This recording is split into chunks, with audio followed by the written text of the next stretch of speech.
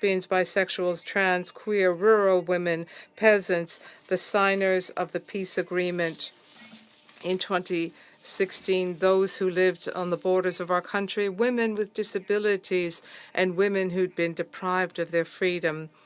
Through meetings at the grassroots level, we listened to women who had lived in areas where the armed conflict was most present. We approved the themes of our plans, and we listened to them to draft recommendations to be implemented at the grassroots level. We established a national forum bringing together more than 230 female leaders. In alliance with our institutions, we are now defining the indicators and the budget which will facilitate implementation in the short, medium, and long term. And moreover, over time, we will measure the real impact on the lives of all Colombian women through a monitoring and control follow-up mechanism in each of the territories. This process, per se, is proof of the immeasurable power of political participation and the empowerment of all women in our country. But we did not achieve this alone. A feat of such caliber has only been possible thanks to the constant and decisive support of UN Women and other organizations and UN agencies, the OAS, and countries such as Sweden, Norway, Ireland, Canada, Switzerland, the UK, and the United States. Excellencies, our heroines are the women of our country, living in their territories in the far reaches of Colombia, women in all their diversity who have stood together to protect their rights. Thanks to this shared work, the work of Colombian women's organizations, we are really changing our country. Today, the gender approach, the voices, the experiences, and the impact of women, of female youth, of girls is cross-cutting through all of the peace processes and discussions taking place in Colombia. I have come here today to invite you to breathe new life into the work of this council. Our own experience is proof that the peace and security agenda requires, even demands, a gender approach, a cross-cutting approach, a territorial and a human approach in order to be truly effective. In Colombia, we are convinced that the time has come to look to new horizons, to meet current challenges, to understand security from a human security standpoint with a gender perspective, and I invite you to see the resilience of women in all of their diversity and use that as the basis for building total peace in the world which we desire and need so much. Thank you. Ms. Elizabeth Taylor-Jay for her statement. And I'll give the floor to Her Excellency, Ms. Sanja Stiglic, State Secretary for Political and Multilateral Affairs and Development Cooperation of Slovenia. Thank you, Mr. President, and I thank Brazil for organizing today's debate and briefers for their valuable contribution. Council's Resolution 1325 did much more than recognize the vital contribution of women in peace and security. Together with succeeding resolutions, it set up a strong normative framework to increase the participation of women and incorporate gender perspectives in all peace and security efforts of the UN. The world has changed since then, regrettably not for the better. Violent conflicts are raging around the globe at the highest rate since the Second World War. The number of women and girls living in conflict-affected regions has risen by staggering 50% since 2017. The current dire situation in the Middle East will only further exacerbate these numbers. In all conflict situations, we call for full respect of international law. We are not on track to achieve the SDG 5 by 2030, and we know that conflicts amplify the existing inequalities and disproportionately affect women and girls by food insecurity, displacement, sexual and gender-based violence, human trafficking, and disrupted access to healthcare, among others. Slovenia will respond to these challenges by increasing the share of its development assistance for gender equality and women's empowerment to 85% by 2030, in line with our feminist foreign policy approach. Even though current situation does not give us many reasons for optimism, we must forge ahead, and we have seen some progress when it comes to accountability. And there are positive trends in peacekeeping. In this respect, we welcome progress of Department of Peace Operations on achieving targets of the Uniform Gender Parity Strategy and encourage further efforts on gender parity in military contingents. Mr. President, Women, Peace and Security Agenda can only be realized with a strong political support and partnership with all relevant stakeholders, including regional organizations, civil society organizations, and peace builders. Participation remains one of its key components. We are far from achieving the goal of full, equal, and meaningful participation of women in peace and other processes. Inclusive processes are key for ending conflicts and creating a lasting peace. United Nations, including this Security Council, must lead by example. It needs to include gender dimension issues in its work more systematically. This includes all relevant country and thematic consultations. New mandates or mandates renewals should include gender-specific provisions. As recent decisions in this room show, there is space for improvement also in the Council's work on sanctions, especially by including sexual violence as a designation criterion. We commend the increase in women briefers in the recent years.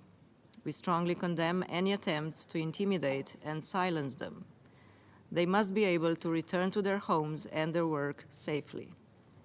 The United Nations and member states must work to prevent and address any retaliatory measures against them or their family members.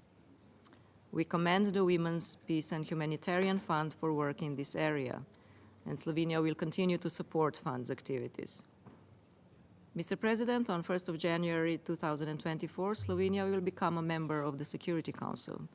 For the second time, we will serve with the same dedication and the same sense of urgency as a voice in support of the half of the world's population that is left behind. Slovenia will join the shared commitments on women, peace and security, and looks forward to working with partners on strengthening implementation on all aspects of the WPS agenda. Thank you, Mr. President. I thank Her Excellency Ms. Sanja Stiglik for her statement, and now give the floor to Her Excellency Ms. Irina Mudra, Deputy Minister of Justice of Ukraine. Mr. President, we thank Brazil Presidency for calling this open debate and thank all briefers for their comprehensive presentations. Delegation of Ukraine aligns with the statement delivered by the group of Friends of Women, Peace and Security, and statement on behalf of the European Union, and we would like to make few remarks in our national capacity. Today's event marks the anniversary of the adoption of the UN Resolution 1325, aimed at promoting women's access to decision-making positions so that women can play their role as agents of change in security and defense structures. As an elected Security Council member for 2000-2001, Ukraine was involved in the preparation and adoption of 1325 resolution, and as a state remains committed to its promotion, including relevant supplemental resolutions. Ukraine is implementing the second National Action Plan for the Resolution 1325, amended and updated in December 2022, to address current needs, also taking into account the full-scale Russian aggression. The current updated National Action Plan recognizes that women in Ukraine must be actors and agents in the ongoing war, as well as in the recovery and reconstruction of the country. For our country, the topic of today's discussion is of paramount importance amidst devastating gender-related consequences of the ongoing Russian armed aggression against Ukraine. Throughout our repeated calls for the full respect of the United Nations Charter and international law, Ukraine has sought to place victims and survivors at the heart of all efforts and ensuring survivors non-discriminatory and comprehensive access to essential services, including sexual and reproductive health care services and mental health and psychological services, as well as to gender-responsive justice.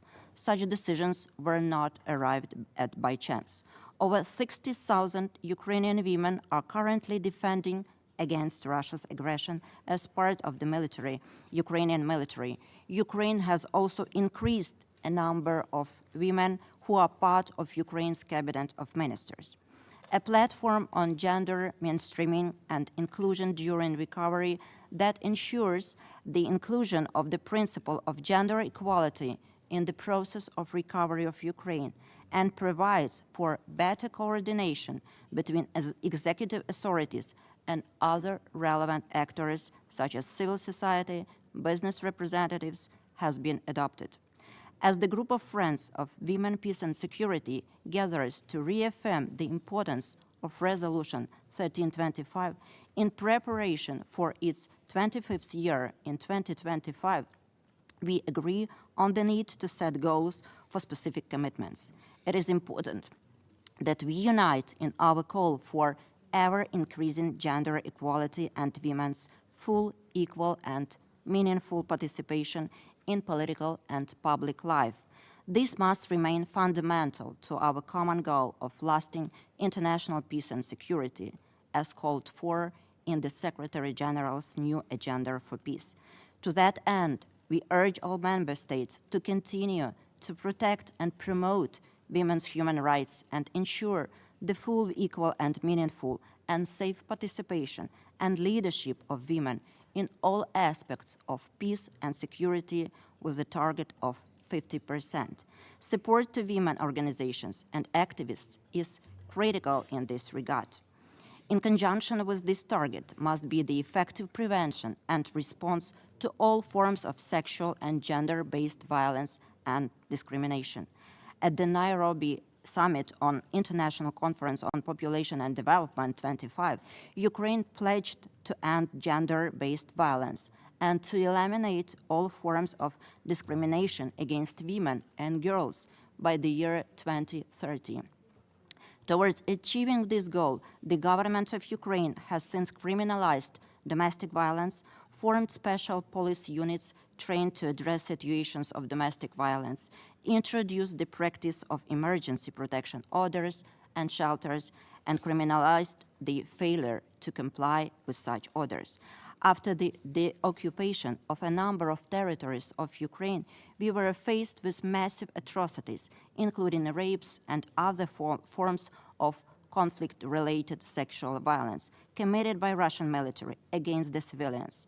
At this stage, it is impossible to find out how many Ukrainians have been subjected to these brutal crimes, given that these violations are barely reported. The first cases of sexual violence committed by Russian soldiers against Ukrainian women, girls, men, and boys were recorded there, as documented by the Independent International Commission of Inquiry on Ukraine and the United Nations Human Rights Monitoring Mission in Ukraine. To address and prevent conflict-related sexual violence, the framework of cooperation between the government of Ukraine and the United Nations was signed. Ukraine became the first country to launch an all-encompassing coordination mechanism to combat conflict-related sexual violence. We also adopted a detailed implementation plan involving state institutions, civil society, and international organizations. Ensuring survivors non-discriminatory and comprehensive access to essential services, including sexual and reproductive health care and mental health services, as well as access to gender-responsive justice, is crucial. Ukraine remains committed to working closely with all stakeholders. I would like to invite the group to visit our survivors' relief centers established in partnership with the UNFPA. Thank you very much, Mr. President. I thank Her Excellency Ms. Irina Mudra for her statement, and I'll give the floor to Her Excellency Ms. Katuna Totladze, Deputy Minister of Foreign Affairs of Georgia.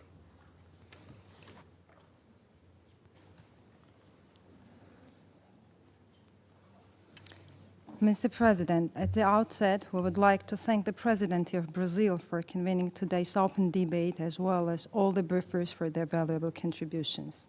Georgia aligns itself with the statement delivered by the European Union. The sustainable peace cannot be achieved without women's full, equal, and meaningful participation at all levels of decision-making. While gender parity in peace and security dimensions globally is yet to be achieved, we welcome women's increasing participation in areas pertaining to international peace and security. Despite the progress, implementation of the Women, Peace and Security Agenda remains too slow, and accelerated efforts are needed in accordance with the landmark resolution 1325 and subsequent resolutions. Ensuring the meaningful engagement of women in the peace process is a high priority for the government of Georgia. We're actively pursuing the policy of promoting the issues related to the needs of the conflict-affected women as envisaged in the most recent Fourth National Action Plan for the implementation of the UN Resolution on Women, Peace and Security. The latest plan, which covers the period of 2022-2024, also envisages interrogation of a gender perspective into the security sector and decision-making processes, as well as meaningful participation of women in conflict prevention and resolution. In addition, it aims at protecting the rights of conflict-affected women through ensuring their physical, social, and economic security. In this regard, Georgia remains committed to maintain the issues of the conflict-affected women, including the IDPs, on the agenda of Geneva international discussions, which is the only format of negotiations between Georgia and Russia on the security and humanitarian issues. Stemming from the Russian aggression and occupation of two regions of Georgia, Excellencies, regrettably, despite the efforts of my government to empower conflict-affected women, Russia's ongoing occupation and effective control over Abkhazia and Tskhinvali regions of Georgia that was legally attested by the landmark decision of the European Court of Human Rights on 21st of January 2021 hinders peace process and prevents my government from sharing the human rights protection framework with women remaining on the other side of the occupation line. After 15 years of full-scale military aggression against Georgia and illegal occupation of its Abkhazia and Tskhinvali regions, Russia continues to breach ceasefire agreement of 12th of August 2008.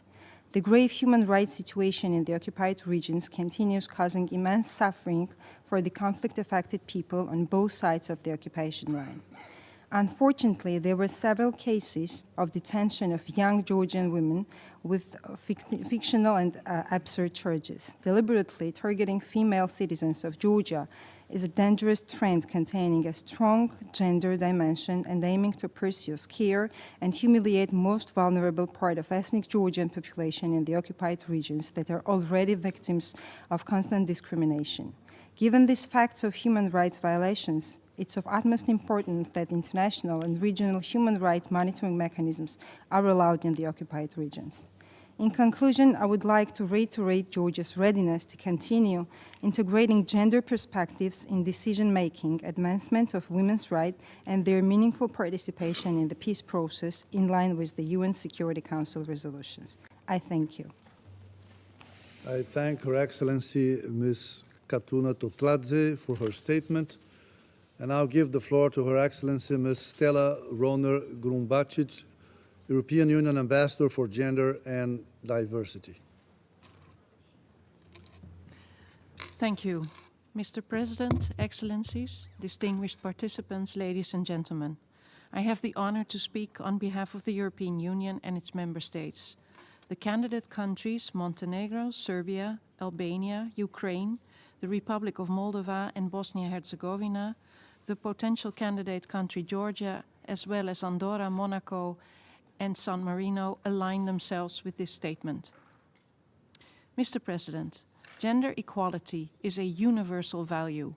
Resolution 1325 and subsequent Women, Peace and Security resolutions remind us of our joint commitment to keep women's rights, to keep women's rights and their leadership at the core of security and political decision-making.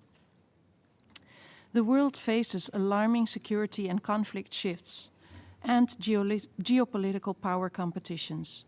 Advanced technology and cyber warfare, as well as climate change, redefine how we think about security. We've witnessed the weaponization of energy, food, migration movements, and information. There are attempts to weaken the rules-based multilateral order. Against this backdrop, women's leadership and their full, equal, and meaningful participation at all levels of decision-making is essential. Our commitment to mainstream a gender perspective in responding effectively to these security threats is ever more important. While the space for civil society is shrinking across the world, women and girls have continued to play a critical role in resolving conflicts, mediation, promoting reconciliation, and fostering stability in their communities and nations. In the scope of today's discussion, allow me to highlight 3 concrete areas of further focus. 1. We should work resolutely towards sustained, predictable, and flexible funding for women's and women-led organizations. Funding cuts and restrictions hinder their financial independence and operational capabilities, and thereby slow down the effective implementation of the WPS agenda. We need to act decisively to end and prevent all forms of violence, harassment, intimidation, threats and reprisals, online and offline, as well as the spread of disinformation designed to discredit and silence women politicians, human rights defenders, peace builders, and civil society activists. That includes reprisals against women who engaged with the UN, in particular with this Council. And thirdly, we should take strong measures to ensure full, equal, and meaningful participation and leadership of women in diverse situations and conditions in political, military, and security structures, as well as in peace operations and missions. This must include transforming discriminatory structures and social norms that hinder women's participation. We should also work hard to take away barriers to participation. The EU will apply a coordinated approach to risk mitigation and to the prevention of all forms of sexual and gender-based violence. The EU will also ensure that responses are victim and survivor-centered and trauma-sensitive, including by access to sexual and reproductive health care services, as well as mental health and psychological support. Mr. President, in the EU's strategic approach to WPS, women's participation is a cross-cutting priority that, together with gender mainstreaming, reinforces the implementation of the entire WPS agenda. During the past 3 years, we've increased the share of women amongst international staff in our civilian missions to 28%. We have increased our funding to the EU Human Rights Defenders Mechanism to 30 million euros, and we continue to make the voices of Afghan women of diverse backgrounds heard through the Afghan Women Leaders Forum. In collaboration with all others, the EU will continue to promote women's leadership and participation in peace and security at all levels. Thank you. I thank Her Excellency Ms. Stella Roner-Grubacic for her statement, and I'll give the floor to Her Excellency Ms. Nasria El Afriti, Deputy Permanent Observer of the League of Arab States to the United Nations.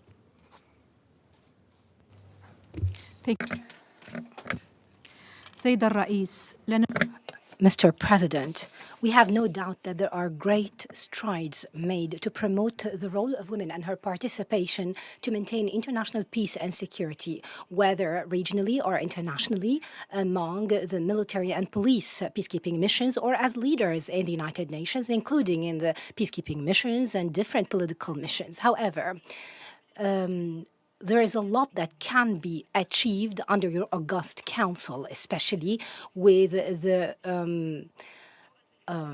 loss of some gains that were hard earned in the different institutions. The statistics presented in this domain prove what has been stated. The international community requires further effort and ideas to promote the role of women and her participation in different socio-economic and political domains, whether nationally, regionally, or internationally, especially to maintain international peace and security. And due to the shortness of time, and on behalf of the League of Arab States, we would like to stress some of the 4 proposals that are included in my statement, which will be presented to your August Council in full to promote the Women, Peace and Security agenda. This proposal is that the League of Arab States stresses the need to promote the link between the Women, Peace and Security agenda, nationally, regionally, and internationally, to ensure the inalienable rights of women. Thus, we must stress that the barbaric attacks of the Israeli occupation against the rights of women and child in the occupied Palestinian territories do not only affect women in these territories and their ability to participate in peace and security efforts, but on the ability of Palestinian women and children to undertake their roles in socio-economic and political spheres. We have no doubt that the recent barbaric and heinous Israeli war against the innocent, defenseless people of Gaza, their attempt at forcefully displacing people, is an obstacle to regional and international effort to bring about peace in the region and in occupied Palestine. That peace that unfortunately we have failed for 7 decades to achieve. This is not only a grave breach of Resolution 1325 that you have adopted, but also a breach of international law, international humanitarian law, and international human rights law, and all norms that represent the pillars of Islam, Christianity, or Judaism. We believe that there is a need to promote institutional cooperation between the UN and the League of Arab States and continue our effort to implement the 1325 resolution. We believe in the role of women to make peace and sustain it. Thus, the League and its member states have adopted a number of practical plans, including the adoption of many strategies aimed at protecting Arab women and promoting her role. This is applicable in the areas of conflict in the Arab region, the last of which was the establishment of an emergency committee to protect women during conflict in the region, as well as establishing a women network for peace. We're now exchanging experiences and benefiting from similar experiences in cooperation with UN Women and ASQA. To conclude, Mr. President, in recognition of the central role of women in the preventive diplomacy to build, sustain, and maintain peace, and in line with the appropriate role of women in our societies today, we still have hope that our next meeting next year in this chamber, we will be able to stand on what has been achieved by women nationally, regionally, and internationally, in line with her determination to become a real, genuine partner to her to men, to bring about peace and security that we have lost, to ensure our world safe and secure away from any conflict and war. Thank you, Mr. President. I thank Her Excellency Ms. Nasria Elijah Fleet for her statement. We still have 61 speakers on the list. I wish to remind all speakers to limit their statements to no more than 4 minutes in order to enable the Council to carry out its work expeditiously. And now give the floor to the representative of Mexico. Thank you very much, Mr. President. We would like to thank Brazil for convening this important annual debate. Mexico references its support to all activist women, defenders of human rights, builders of peace, and leaders of civil society. It supports them and condemns any indiscriminate attack or any attack aimed at the civilian population, especially women and girls, under any circumstance, because it runs contrary to the principle of distinction in keeping with international humanitarian law. Mr. President, peace can only be achieved if it's inclusive, and that's why we promote the full, egalitarian, and meaningful participation of women in peace processes. The Women, Peace and Security agenda has built a sound legal framework with 10 resolutions, and yet women continue to be excluded from decision-taking processes and the process of peace. We are convinced that what's necessary is that this invaluable scaffolding, legal scaffolding, be utilized fully. As affirmed by our Secretary of Foreign Affairs, Alicia Barcena, Mexico does not accept calling into question the progressive nature of international standards in the area of gender equality, which has cost so much to build. In this regard, Mexico is aware of the importance of guaranteeing human rights of women for their reproductive and sexual health, including abortion and body autonomy, as well as the provision of mental health care services and psychosocial support. Mr. President, Mexico was the first developing country to proclaim a feminist foreign policy because we are focused on transforming those structures that prevent the advancement of women and the full enjoyment of their human rights. In my country's recent participation as a member of the Security Council, we promoted efforts geared to implementing this agenda. For example, from the informal group of women experts on peace and security, which we co-chaired with Ireland, we promoted actions for this body to include a transformative approach to gender in its work. And that's why we urge the current and future co-presidents of the informal working group, a group of experts, to continue defending the central nature of gender equality and the scope of human rights for all women and girls, including prevention of sexual and gender-based violence in all international peace and security processes and in all final documents adopted by this Council. We recognize the good practices of this body adopted in recent years. For example, the Declaration of Shared Principles on the Women, Peace and Security Agenda, which some 16 elected members who are entering and leaving assumed as of October 2021, so that during our respective rotated presidencies of the Security Council, we would close the persistent gap between rhetoric and reality, words and deeds. These commitments then contributed to increasing participation of women in civil society, of meetings at this council, and to highlight the cross-cutting nature of the agenda. Mr. President, the UN peacekeeping operations strengthen full, egalitarian, and meaningful participation of women in peace processes. However, we have still not yet achieved the goal of having at least 15% of women in uniform of the total personnel that are deployed. We urge further progress in implementing the gender parity strategy for uniformed personnel for 2028. Mexico has been increasing its participation in peacekeeping operations of the United Nations, and with that, the percentage of women in uniform. Currently, the percentage of Mexican women deployed is of 40%. Moreover, in coordination with the Ibero-American Secretariat, Mexico this year in June promoted the creation of the Ibero-American Network of Mediating Women that promotes substantive participation of women in mediation and the peaceful settlement of disputes in the Ibero-American region.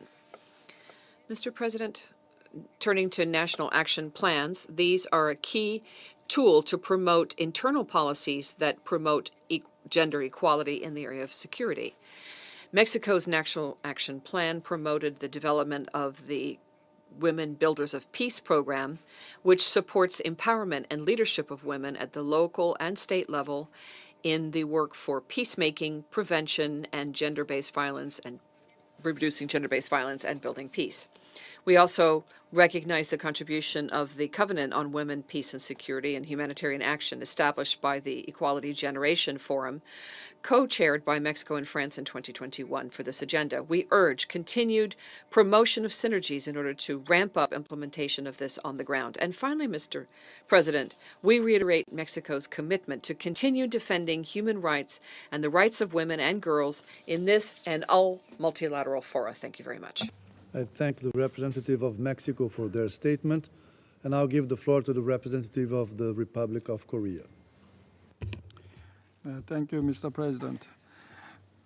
I thank Brazil for hosting today's important meeting. My gratitude also goes to the Secretary General and the Executive Director of UN Women, as well as all other briefers for their valuable remarks. The Republic of Korea aligns itself with a statement to be delivered by Canada on behalf of the group of friends on WPS. Now I would like to deliver the following statement in our national capacity. The Secretary General's report on WPS this year provides another frustrating picture of our current reality. Exclusion, inequality, and misogyny encapsulates the status of women across the world in the report.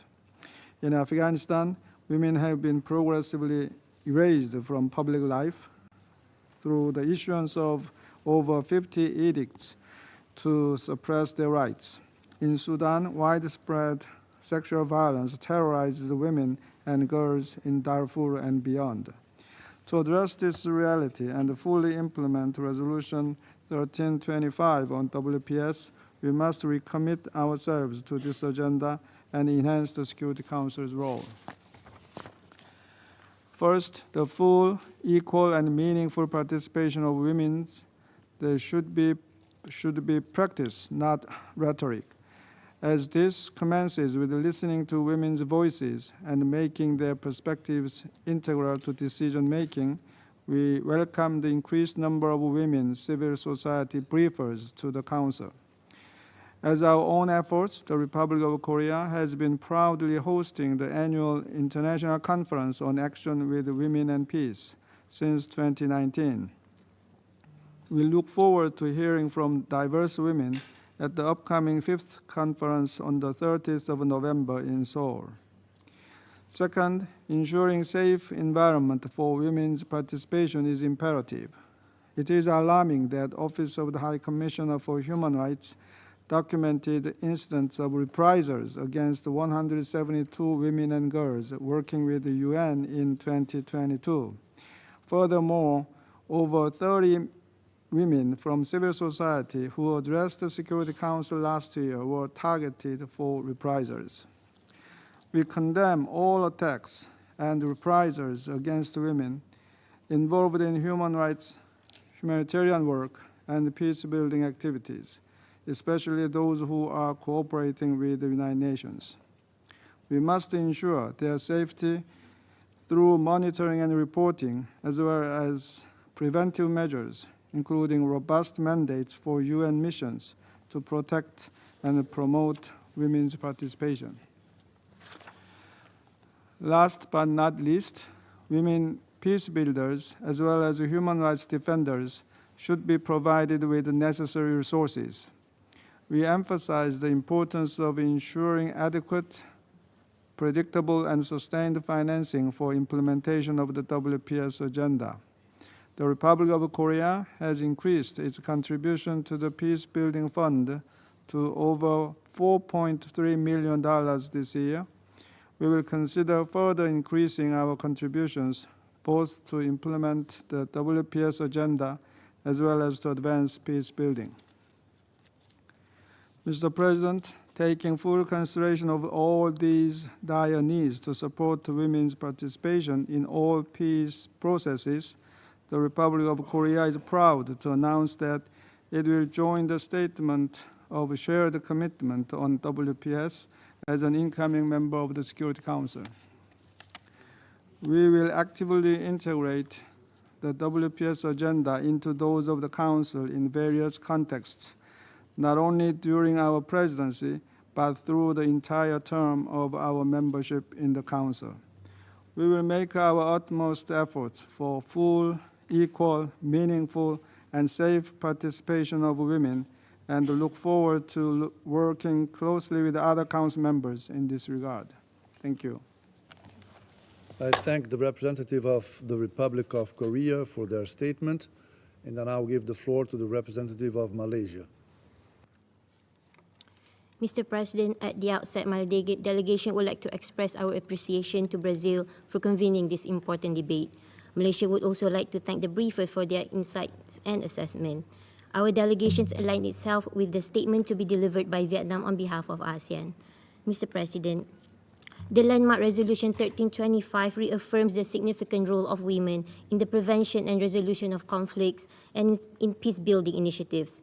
It calls upon member states to increase representation of women in all decision-making levels in national, regional, and international institutions.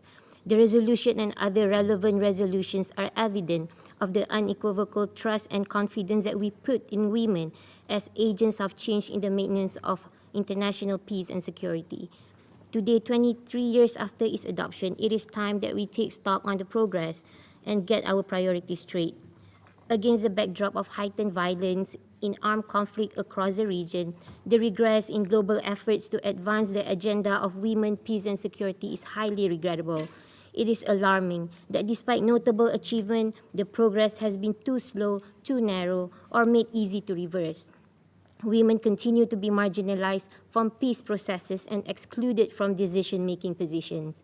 It is unfortunate but unsurprising that this structural exclusion correlates with the prolonging of conflict as reported in the UNSC's report on women, peace, and security.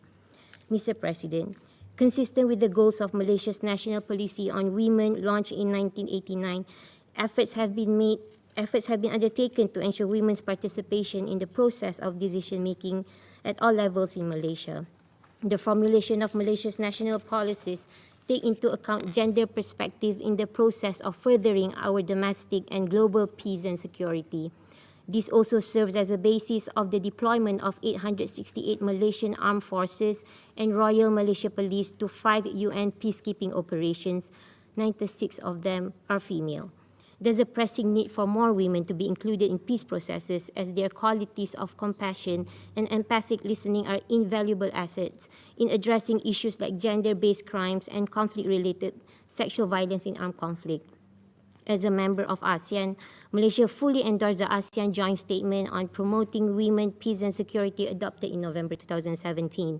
The ASEAN Regional Plan of Action on WPS subsequently launched in 2021 is a further testament to our commitment in advancing the implementation of the WPS agenda to promote sustainable peace and security for all citizens in the region. Mr. President, Malaysia has women leaders at all multiple disciplines of peace and security, among others our Chief of Justice, parliamentarians, top diplomats, peacekeepers, and security forces. Fortified with courage and resilience, these inspiring ladies broke through the glass ceilings through ambition and competence. Going forward, we will continue to ensure that women continue to play a key role in Malaysia's engagement towards maintaining international peace and security. I thank you. I thank the representative of Malaysia for their statement, and now give the floor to the representative of Romania. Thank you very much, Mr. President. I would like to add a few points in addition to the statement made by the European Union, but also to the statement of the Group of Friends of Women, Peace and Security. Romania welcomes the most recent report of the Secretary General, as well as the recommendations it contains. The negative trends in the report are alarming. We are now in the first day of the 79th year since the UN exists.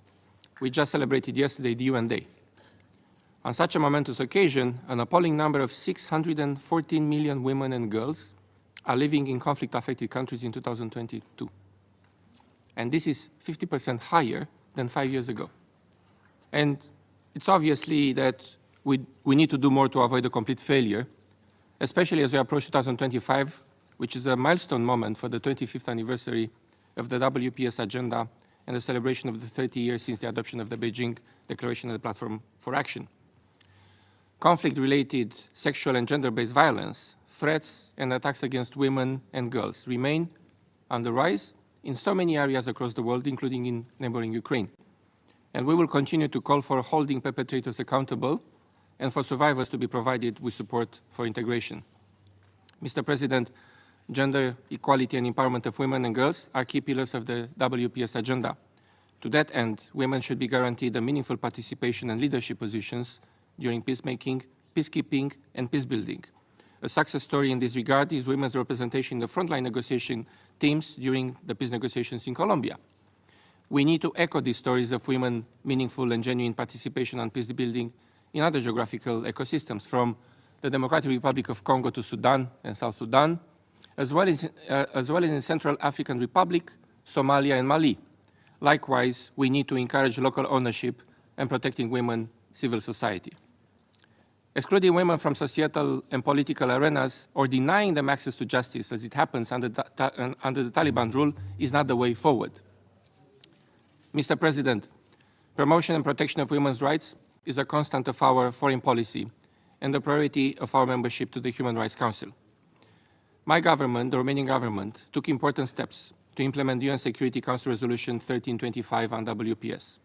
A first national strategy and national action plan was adopted 3 years ago in 2020, and the Ministry of National Defense is currently drafting a second updated version for 2024-2028. And Romania took important institutional measures in support of women's participation and representation in the defense and security sectors, including a decision-making level. Romania and the United States are the current chairs of the global network of national focal points for WPS, comprising 100 members. Our foreign minister, who I'm happy to say it is Madame Foreign Minister, co-chaired the ministerial debate during the last high-level week. Finally, Mr. President, as part of the ongoing efforts, member countries of the network are invited to take part in the International Conference of the Global Network to be held in Bucharest in just about 2 weeks' time, on the 7th to the 9th of November 2023. The event that we will be hosting will be a new opportunity to improve coordination between member states and regional organizations and strengthen the implementation of the WPS agenda. Thank you, Mr. President. I thank the representative of Romania for their statement, and I now give the floor to the representative of Croatia. Mr. President, I thank the Brazil's presidency for organizing this debate and the distinguished briefers for sharing their valuable insights. Croatia aligns itself with the statements of the European Union and Group of Friends of Women, Peace and Security. I would also like to add some remarks in my national capacity. 23 years ago, the UN Security Council Resolution 1325 recognized the unique role of women in war and peace, urging member states to ensure women's increased representation at all levels of decision-making, including in prevention and resolution of conflicts. There were some successes in implementation of 1325. However, nowadays we are facing negative trends. Global security is declining, disrespect for international humanitarian law is growing, and women's rights and gender equality are under increasing threat. We need to improve global security and respect for international humanitarian and human rights law, and we need a stronger role of women to achieve it. Croatia's experience clearly demonstrates that women not only bear an immense burden during conflict, but also have a crucial role in preventing, management and resolution of conflicts. We are fully committed to promoting and implementing women, peace and security agenda as outlined in our second National Action Plan currently in place. Mr. President, we call on all states to uphold landmark Resolution 1325 and follow-on resolutions and align their laws with the UN CEDAW Convention and CEDAW Committee General Recommendation 30 on Women, Peace and Security. They represent powerful tools at our disposal to safeguard women's rights and strengthen their participation and leadership in war and peace. Croatia, as PBC chair, prioritizes the role of women in peace building and sustaining peace. We invite all member states to support sufficient and predictable financing of PBF and its gender-sensitive programs. We also emphasize the importance of continuous cooperation with our civil society partners, who must be systematically included in the implementation of 1325 agenda and other conflict prevention and women empowering activities. Finally, the new agenda for peace and women, peace and security are compatible agendas. And when preparing for the summit of the future, we should bring them together, having in mind that women's rights are human rights in war and peace. Thank you. I thank the representative of Croatia for their statement, and I now give the floor to the representative of Canada.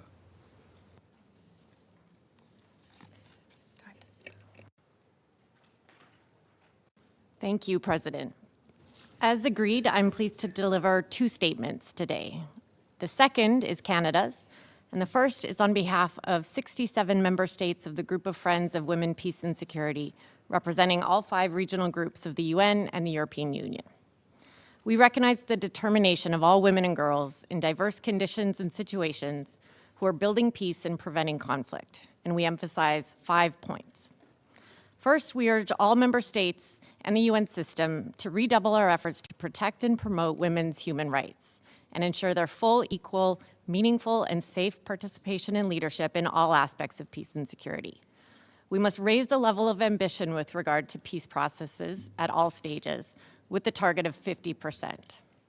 The UN should ensure that women's participation is a standard requirement in all peace processes it supports. Second, we must dismantle the patriarchy and oppressive power structures that stand in the way of progress on gender equality and women's full, equal, and meaningful participation in political and public life. Third, we must create safe, secure, and enabling environments, both off and online, for all peace builders, peacekeepers, human rights and environmental defenders, civil society leaders, journalists, media workers, advocates for gender equality, and others to carry out their essential work. This includes strongly condemning gender-based violence that occurs through or is amplified by technology, and attacks, intimidation, retaliation, and reprisals against women peace builders and human rights defenders and advocates for gender equality, especially those who cooperate with the UN. Member states in the UN system must concretely support the work of women peace builders and human rights defenders and take all necessary steps to prevent attacks and protect those at risk. And we must promote predictable, sustained, and flexible funding for peace building by local women's organizations, rights, and networks. Fourth, we call for the full respect of international law and the prevention and response to all forms of sexual and gender-based violence and discrimination, on and offline. This requires putting victims and survivors at the heart of all efforts. It means ensuring their non-discriminatory and comprehensive access to essential services, including sexual and reproductive health care services and mental health and psychosocial services, as well as to gender-responsive justice. Where national institutions are not able or willing to act against perpetrators, we should deter such crimes with all the tools at our disposal, including by referring matters to the International Criminal Court. The Security Council has shown that it can use targeted sanctions against those who perpetrate and direct sexual and gender-based violence and armed conflict, and we encourage it to take such action. Finally, we encourage the continued development, implementation, monitoring, and evaluation of national and regional action plans, together, of course, with women peace builders. President, I will now briefly address the Council on behalf of Canada. Perhaps like many others around this table today, when we started preparing our national statement, we looked at the one we made last year, and the year before, and the year before. And we were struck by how almost all of the text would be equally relevant today. I fear how far back we could go in years and continue to find usable material. References to growing threats against women peace builders, calls for more consistent implementation, even specific calls to recognize and resource the leadership of Afghan, Haitian, Israeli, Palestinian, South Sudanese, Sudanese, and other women working for peace, including Indigenous women in Canada and around the world. Yet while many of the words we're using could be the same, this moment feels different. It feels especially raw and fearsome, as though so much work done by so many to center humanity, to strengthen institutions, and ultimately to build peace is being lost more and more each day. More than ever, the women, peace, and security agenda can be pivotal. This means heeding women's peace builders' calls. It means building new partnerships across traditional divides, silos, and geopolitical blocks based on outdated power dynamics. And recognizing that the value that can best define how, quote, like-minded we are should be the desire for all people to live in peace with dignity and agency. This means to recognizing lack of funding that women are facing, women who work to build peace and women's organizations. and to work to bridge this gap, in particular by ensuring adequate, predictable, and sustainable funding. For Canada, this also means that we need to continue considering with humility our actions abroad as well as at home. We hope that we can all be in search of new text for this debate next year. Merci. I thank the representative of Canada for their statement. I now give the floor to the representative of Denmark. Thank you, Mr. Chair, Excellencies, distinguished delegates. I have the honor to deliver this statement on behalf of the Nordic countries, Finland, Iceland, Norway, Sweden, and my own country, Denmark. We thank Brazil for convening this important debate, and thank you also to our insightful briefers for their remarks. In a time shaped by the proliferation of armed conflict, we must redouble our efforts to implement Resolution 1325. This is necessary if we are to achieve the 2030 Agenda and succeed in meeting the ambitions of the Secretary-General's new Agenda for Peace. Excellencies, the full framework of the Women, Peace and Security Agenda is robust and extensive. However, progress on implementation is unacceptably slow. The report by the Secretary-General is clear. A majority of peace processes continue to take place with no women as mediators, negotiators, or signatories. Women human rights defenders and peace builders continue to be exposed to violence, including sexual and gender-based violence, harassment, reprisals, threats and intimidation, offline as well as online. Women's rights organizations remain critically underfunded. Yet it's evident that the full, equal and meaningful participation of women at all levels in political and peace-building processes, as well as in peacekeeping, is essential to lasting peace and security. In this regard, we draw attention to the open letter of 16 October, signed by 617 civil society organizations, and echo its call to support the full, equal, meaningful and safe participation and leadership of women. History has taught us that inclusive peace processes are more likely to produce sustainable results. Across the globe, women have successfully contributed to more robust democracies and longer-lasting peace. Positive political change and development is in high demand, and women must be in the driving seat. Allow us to highlight 3 lines of effort. First, local women-led groups play an indispensable role in preventing conflicts and building peace in communities, fostering dialogue and responding to crisis.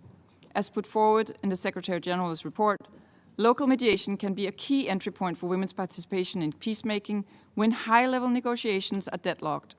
We must do more to ensure that these groups can participate meaningfully in all political processes, including Track 1, not least by providing flexible funding, for example through mechanisms such as the Women, Peace and Humanitarian Fund, access to capacity building and protection against reprisals, and equally important, to exert political pressure when women are excluded. Second, the UN must take concrete steps towards greater diversity and representation of women, including young women. In the mediation terms, it leads or co-leads. The UN must set and lead by example to achieve a fundamental normative and practical shift. Women's full, equal, and meaningful participation is ultimately about breaking power structures and sustaining peace. Finally, and third, it is the responsibility of member states, with support from the UN, to address all cases of violence, harassment, intimidation, and threats, both offline and online, against women, peace builders, and human rights defenders. The Nordic countries emphasize a zero tolerance for such harassments and the need for strengthened accountability mechanisms in this regard, and reaffirm the Secretary-General's call to dismantle oppressive power structures which stand in the way of progress on gender equality or women's full, equal, and meaningful participation in political and public life.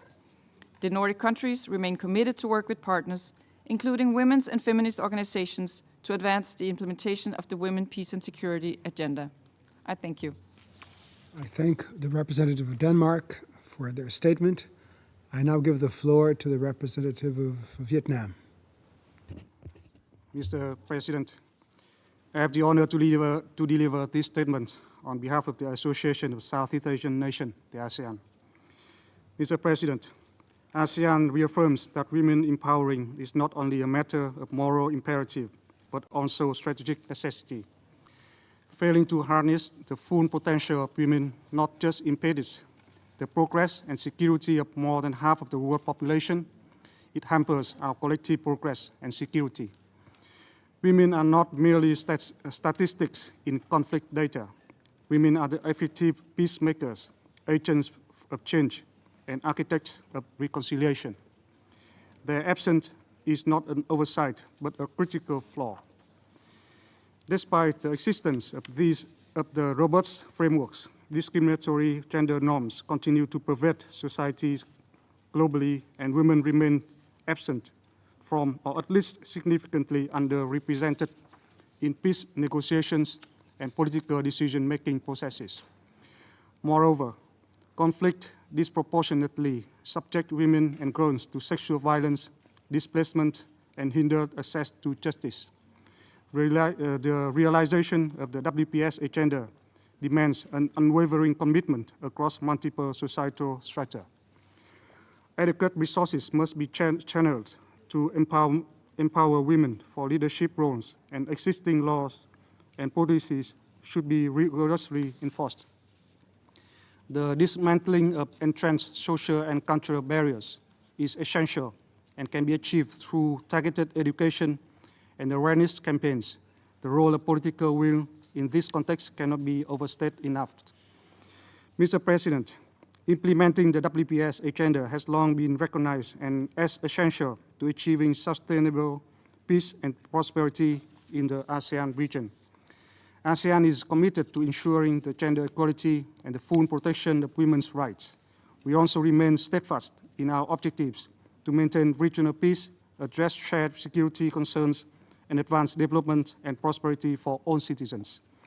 The WPS agenda in ASEAN is guided by the commitments to implement the Resolution 1325 and other related resolutions on women, peace, and security. Since the adoption of the 2017 Joint Statement on promoting women and peace and security, ASEAN has achieved important results in implementing the WPS agenda through concerted multi-sectoral efforts and partnerships. The ASEAN Women for Peace Registry was established in 2018 as a creative initiative to mobilize resources and consolidate knowledge for capacity building and advocacy on the gendered approach to peace and conflict in the region.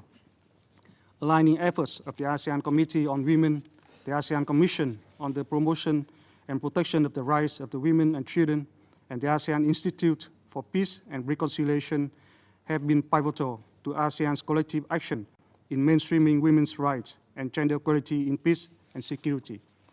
The ASEAN defense sector is actively dedicated to translating the WPS agenda into actionable collaboration.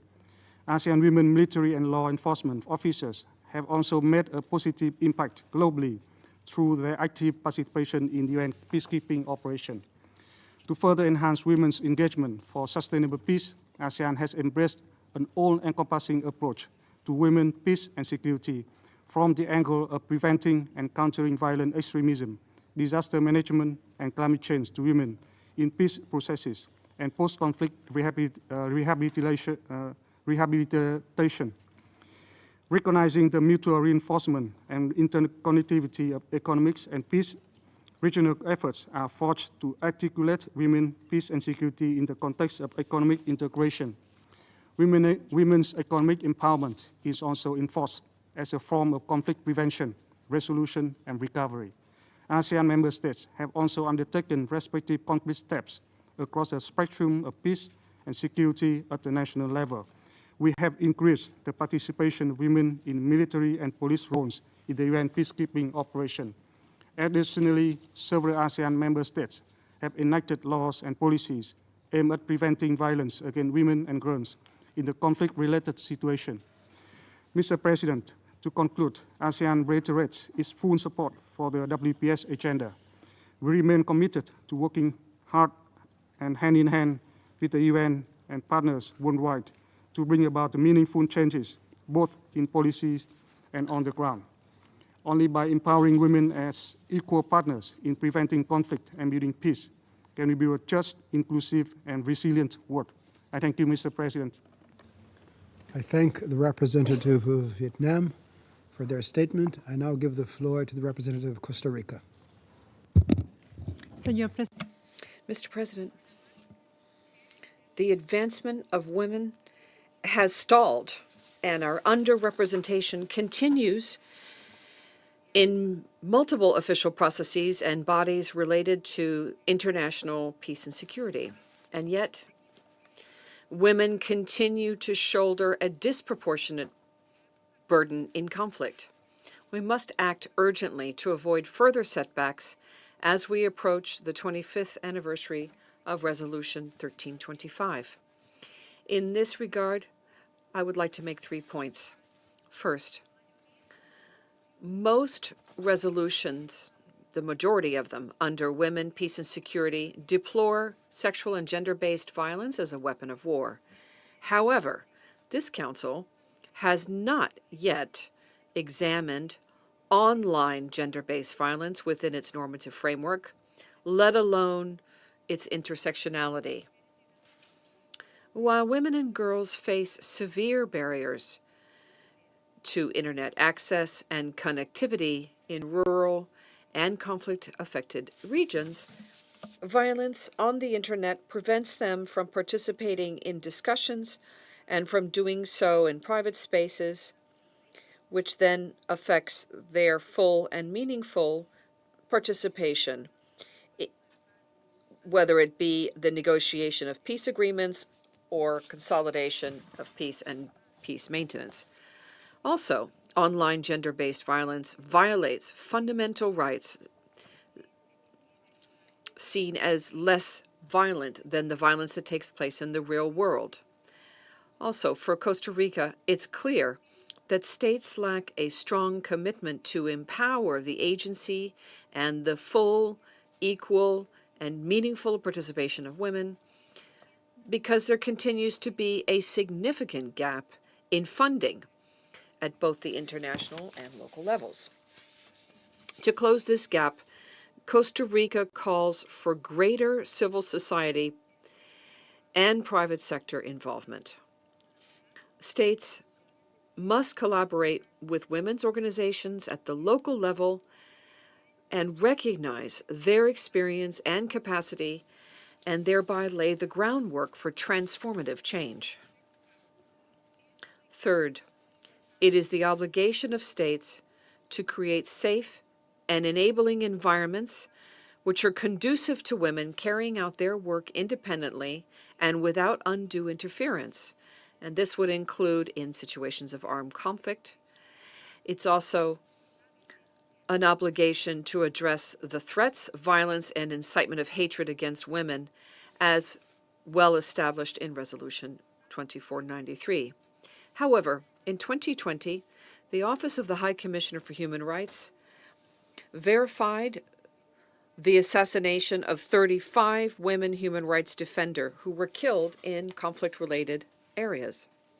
This council should promote the participation of and protection of women human rights defenders, peace activists, and survivors, and take full into account their rights, their safety, dignity, and the long-term needs of individuals and their families. Mr. Chairman, President, women have always had a voice. We have shown tremendous leadership, and we have worked on the ground for peace and security. Therefore, this debate should not focus on what you can, quote, give to women, but rather on dismantling the barriers to our participation and to advancing the goals of Resolution 1325 and honoring the immeasurable legacy of the women who have come before me. Thank you. The representative of Costa Rica for their statement. I now give the floor to the representative of the Netherlands. Thank you, Mr. President. I would like to thank Brazil for organizing today's important debate and the briefers for their presentations, and above all for the work that they are doing for making women's participation a reality on the ground, indeed from theory to practice. At the outset, we join others in expressing our concern about the impact of the escalating violence on women and girls in Israel and the Palestinian territories. The Kingdom of the Netherlands fully aligns itself with the statements of the European Union, the Group of Friends on Women, Peace and Security that we've just heard, and the Feminist Foreign Policy Plus group. Mr. President, there can be no lasting peace if we do not take into account half of the population's voices, perspectives and lived experiences. And still, there are few examples of truly inclusive peace processes. Too often, masculine power dynamics decide the course of conflict and our peace and reconciliation efforts. We could not agree more with the Secretary General. Women's full, equal and meaningful participation in building peace should be the norm, not an aspiration or an afterthought. Today, we would like to highlight 3 areas for action and share some of our own initiatives. First, the Kingdom of the Netherlands is committed to creating a safe environment for women to participate in political spheres, online and offline. This means including all voices, including LGBTI voices. Through our SDG 5 fund, we support women's inclusion in political and decision-making processes across the world, helping partners to address barriers that women may face, opening up spaces within political parties, changing laws, improving women's access to economic resources, and elevating women's social status. Second, local, women-led, and feminist organizations are crucial in advancing the WPS agenda. We need to support these organizations as they work to break through the barriers to women's participation in peace processes, as we do through our long-term programs such as Leading from the South. And third, through our feminist foreign policy, the Kingdom of the Netherlands aims to address the root causes of gender equality across all the aspects of our foreign policy at all times, including in times of crisis.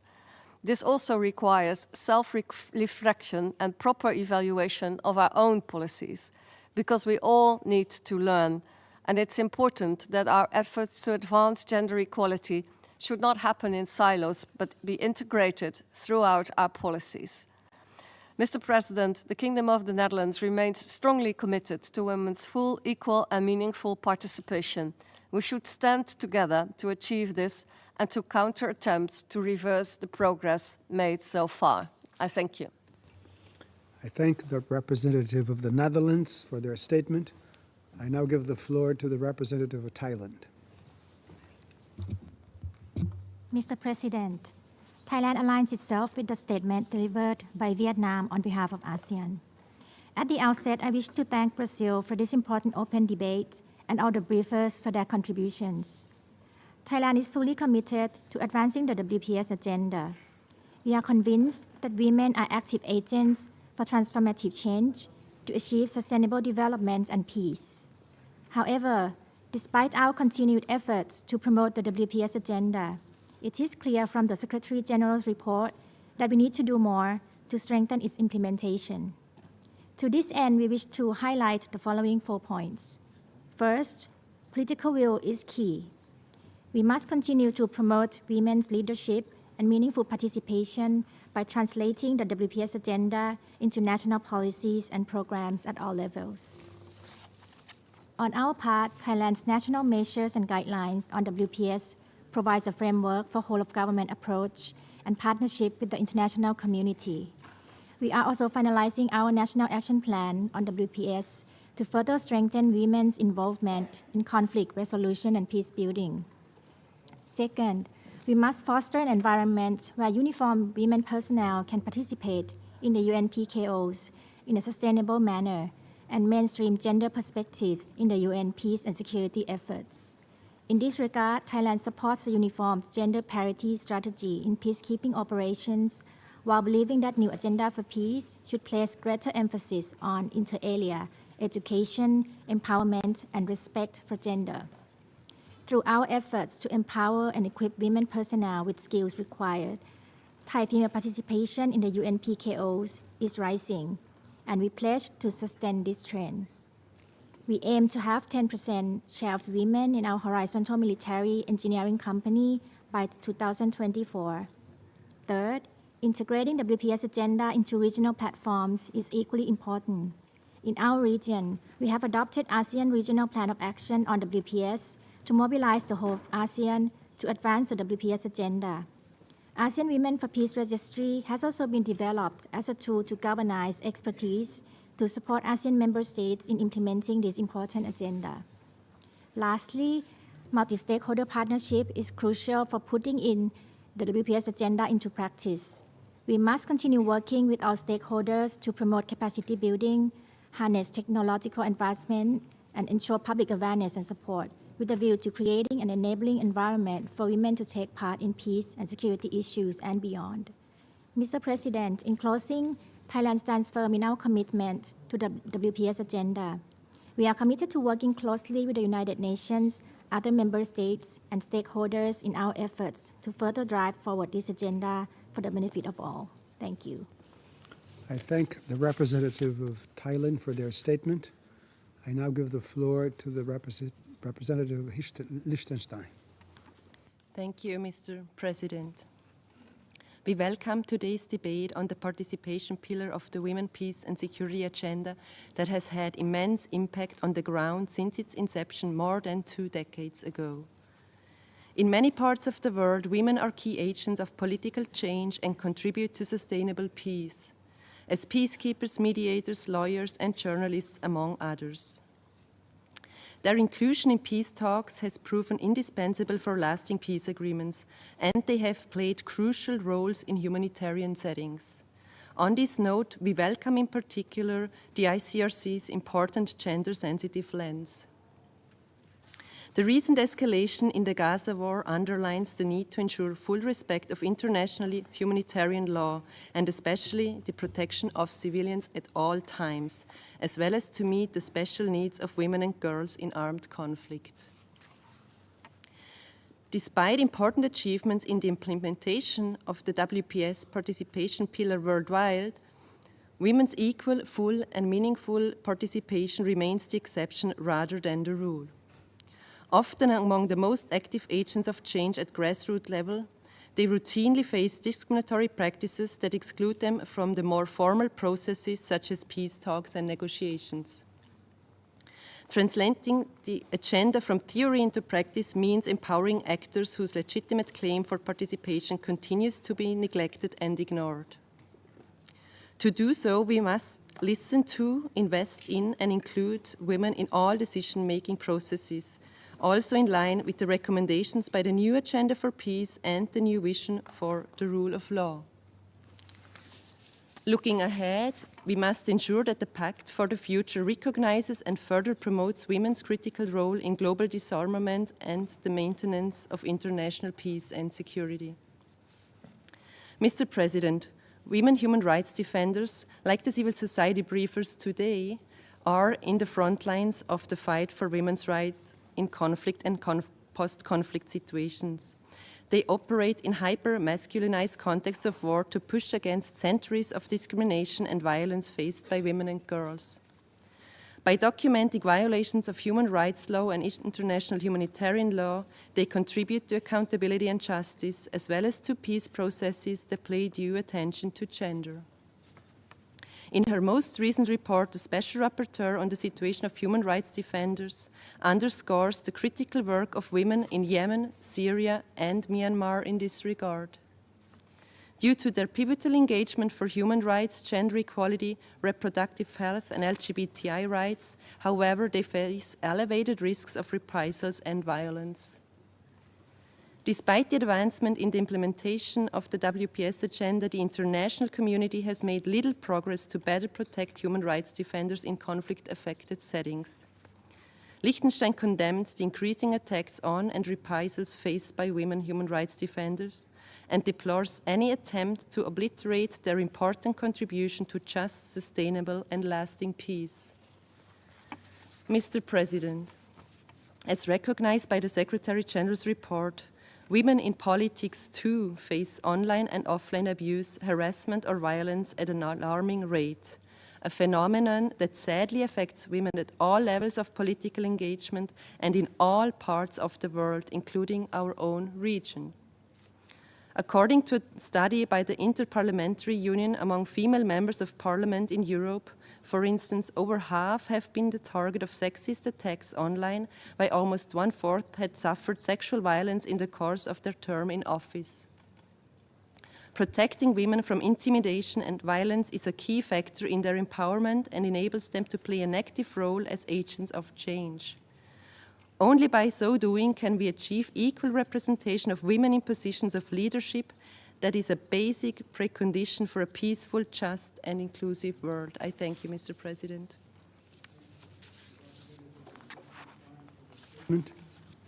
I now give the floor to the representative of Latvia.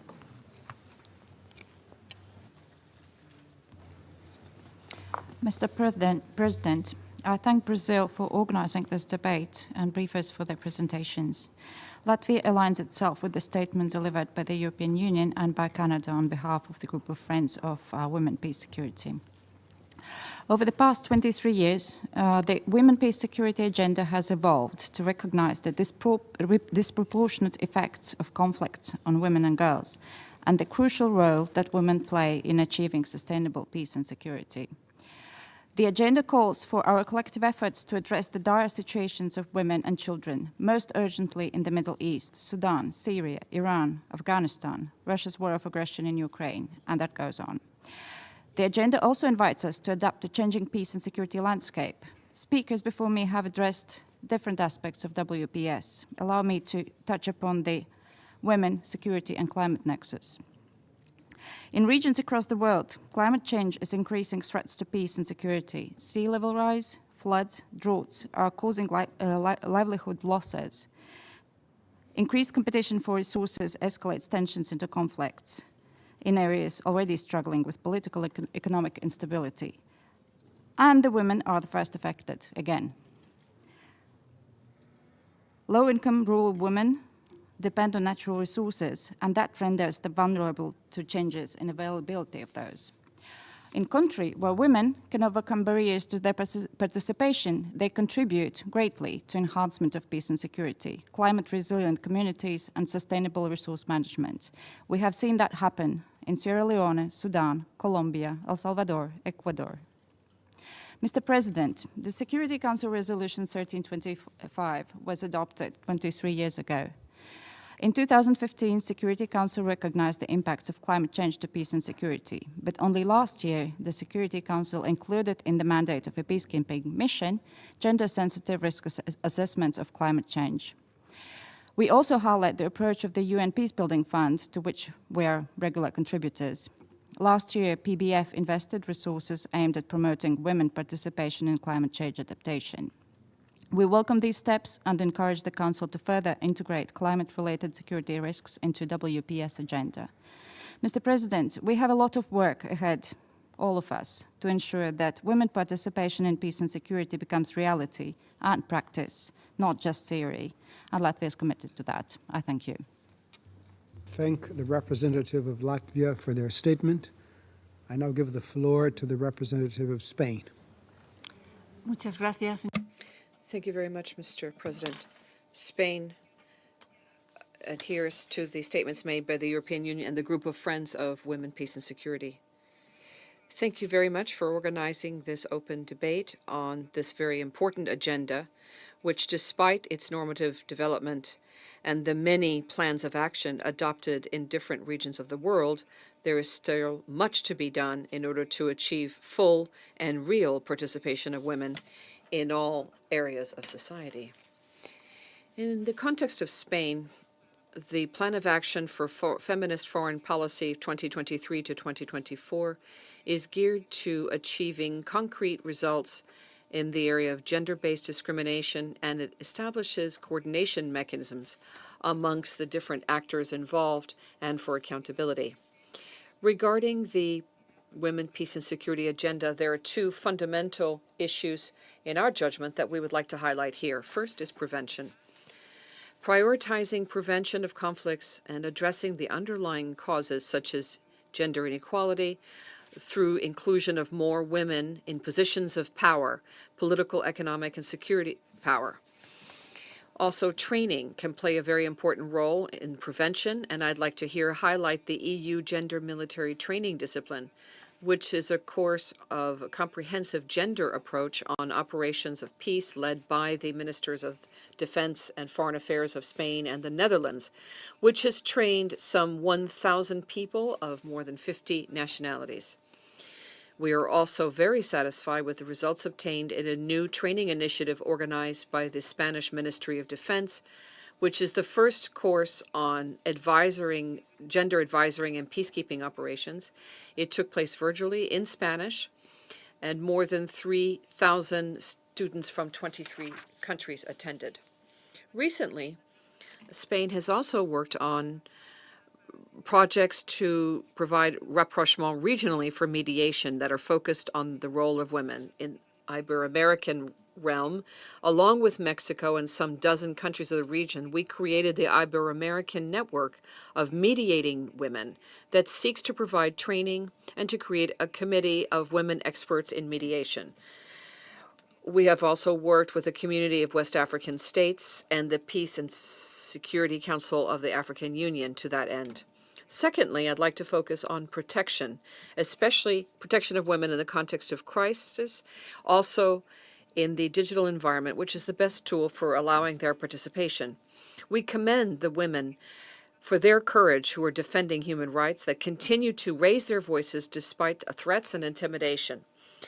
In Spain, of the more than 400 defenders of human rights defense that have benefited from the program for protection and early warning for defenders of human rights, more than half are women. We also evacuated more than 2,000 Afghan women, including defenders of human rights, judges, and journalists, and we're working with other countries and representatives of civil society to bring the Taliban before international criminal justice. Moreover, for the drafting of our third national plan of action for women, peace, and security, Spain will take into account the views of Ukrainian women with a view to supporting the women, peace, and security agenda in that country. On the eve of the 25th agenda, we need to work harder than ever to make sure that the agenda of peace and women goes from promise to reality. Thank you. Of Spain for their statement. I now give the floor to the representative of Kazakhstan. Mr. President, we commend the presidency of Brazil for convening the open debate on women and peace and security dedicated to women's participation in international peace and security. We also thank UN Secretary General Antonio Guterres, UN Women Executive Director Sima Bachus, ICRC President Mirjana Spoljaric, and civil society representative for their in-depth and insightful briefings that reflect the urgency of increased role of women in promoting and maintaining peace all over the world. We acknowledge that while much progress has been made, there is yet a long way to fully implement the WPS mandate. We need to bridge the gap between the spoken word and actual action and fully integrate the 4 pillars of WPS agenda: participation, protection, prevention, and relief and recovery in our national programs and policies. Only then the robust WPS normative framework will become a critical tool for conflict prevention and resolution and will affect transformative change across all 3 pillars of the UN. Kazakhstan has been consistently working to strengthen the role of women in the socio-political life and achieve the highest international standards in gender policy. Gender equality is one of the key priorities of large-scale political and democratic reforms aimed at building a new Kazakhstan, a socially just democracy based on the principle of leaving no one behind and ensuring equal conditions for all. We have achieved significant progress in addressing gender issues on several fronts, reduced our gender inequality index by 60%, introduced a 30% quota for women and youth in parliament and local representative bodies, and increased the proportion of women managers in state-owned corporations to the same level, 30%. We are implementing the first National Action Plan for 2022 to 2025 on the UN Security Council Resolution 1325, which is a whole-of-government strategy developed in inclusive consultation with the UN and civil society. This action plan will further contribute to increased women's engagement in decision-making at all levels, their deployment in UN peace operations, and improved gender-sensitive training for armed and security forces. We have strong political will, all the necessary resources, and a results-based monitoring and evaluation plan to achieve these goals. We also have recently joined multi-stakeholder compact on women, peace and security and humanitarian action, launched at the Generation Equality Forum in 2021. Excellencies, national efforts must be reinforced by commitments at the regional dimension. In this context, the 5 countries of Central Asia, with the support of the UN, have created the Women Leaders Caucus to develop effective ways to fully realize the creative and peacemaking potential of women throughout Central Asia. At the regional level, our country is focusing on Afghanistan with a multidimensional approach of conflict prevention and resolution, recovery, reintegration, and humanitarian assistance. Lack of access to quality and inclusive education, especially in the rural areas, is the main obstacle to achieving women's empowerment. Therefore, Kazakhstan, together with the European Union and UNDP, is continuing implementation of the program to educate Afghan girls in its universities. We encourage donor countries to allocate a greater number of scholarships for women and girls from the conflict-affected countries. Kazakhstan is also financially contributing to a regional program for Central Asia and Afghanistan of the UN, European Union-led Spotlight Initiative, and several other important regional initiatives. Kazakhstan will continue to support the WPS agenda and the multilateral efforts aimed at achieving gender equality, peaceful societies, and inclusive governance. Thank you for your attention. I thank the representative of Kazakhstan for their statement. I now give the floor to the representative of the Dominican Republic. Gracias, señor presidente. Colegas, en Ruanda. Thank you. In Rwanda, after the genocide of 1994, women represented more than 60% of the population. And women had before them the monumental task of building a nation that had been destroyed. Their leadership and untiring efforts not only changed the social fabric of the country, but it also laid the foundation for lasting peace and national reconciliation. And in Afghanistan, where the situation of women is devastating and very alarming, they continue to fight against oppression and for the defense of human rights. Despite the obstacles and regardless of the size of the challenges we face, we women are not seeing ourselves as overwhelmed. Women continue to be victims of gender-based violence, including sexual violence. This not just destroys lives, but also destroys confidence in institutions and undermines trust in institutions of peace. We must arm ourselves with determination so that the perpetrators are brought before justice and so that the victims receive the support and the protection they deserve. The absence of women in peace processes prolongs violence, instability, and makes difficult the building of equitable and peaceful societies. To change this, it's necessary to consider women as active agents of change and not passive witnesses. Women have a responsibility to promote gender-based policies, and this should be included in all institutions and all bodies. This should be included in all decisions.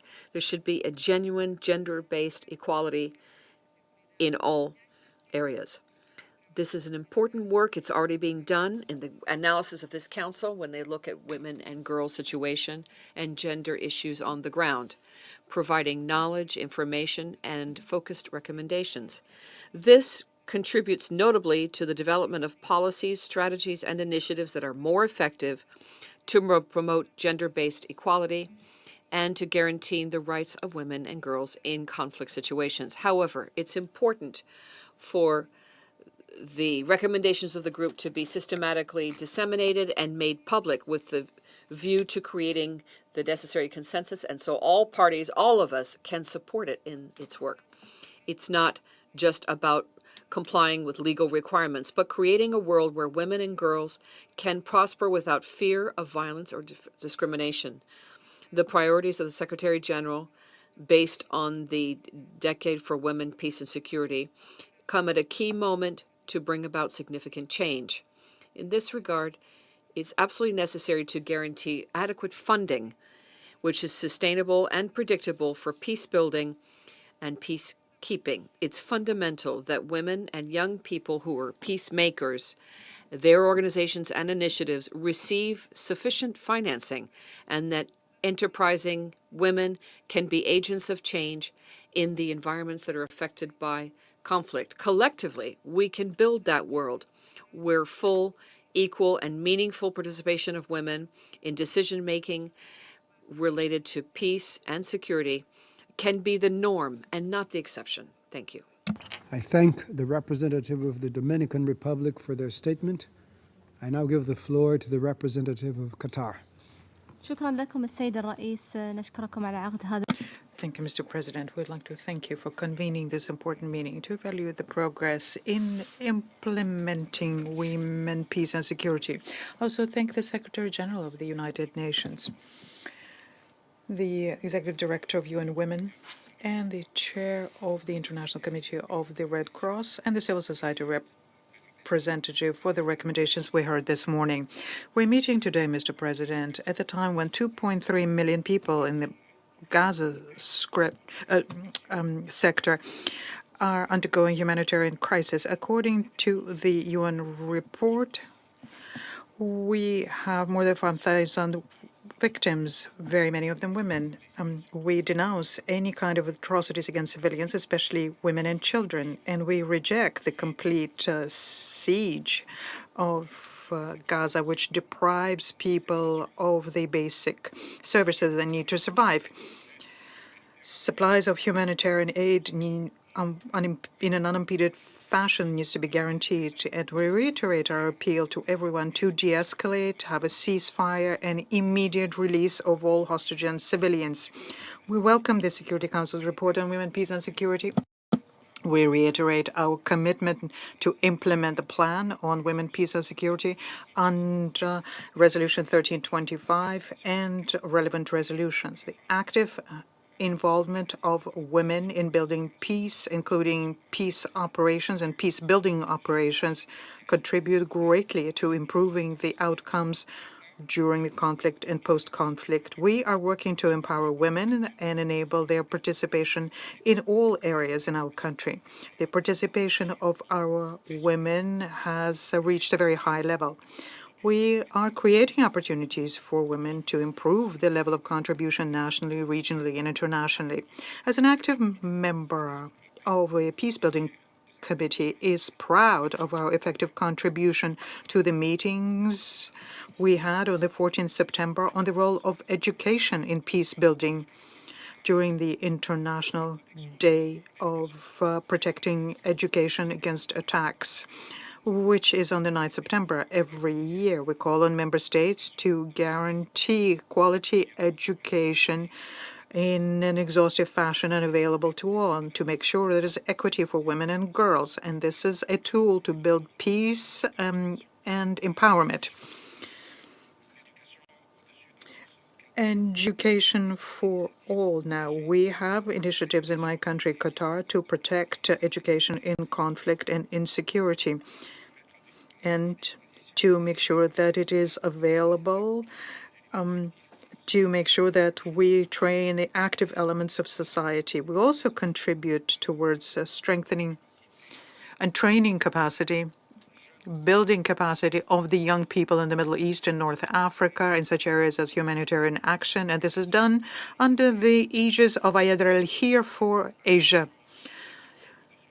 which is education for all. We are working with UNDP as well. We have an initiative to strengthen and promote the role played by women and children in post-conflict situations. We are also committed to monitor the implementation of the outcome of the high-level conference on the young and the peace process, which was hosted by my country, Qatar, together with Colombia, Finland, and United Nations in 2022. This includes a 5-year strategy on the young people and peace process and the guidelines to operationalize the plan on the young people, peace and security. Was emphasizing a role played by the young girls. By way of concluding, I would like to underscore that we are committed to move forward and participate in all of the efforts made nationally, regionally, internationally to implement the plans on women, peace and security. I thank you, Mr. President. I thank the representative of Qatar for their statement. I now give the floor to the representative of Namibia. Thank you, Mr. President. The adoption of Resolution 1325 23 years ago was done with a clear vision: to promote women's participation in efforts and processes aimed at pursuing peace and security, to enable the prevention of all forms of violence against women and girls, to support the protection of women in conflict and non-conflict situations, and to situate women not only as victims but also as key actors in the development of gender-responsive peace and security policies and programming. Namibia's commitment to the WPS agenda is anchored in our full appreciation that the WPS agenda is applicable to all situations, non-conflict, conflict, and post-conflict, as it promotes the equal participation of women and men in peace processes and development efforts at all levels, and further calls for the provision of equal opportunity and enjoyment of economic and social justice by all. Namibia condemns the ongoing suffering, violence, and abuse of women and children in all conflicts raging across the world.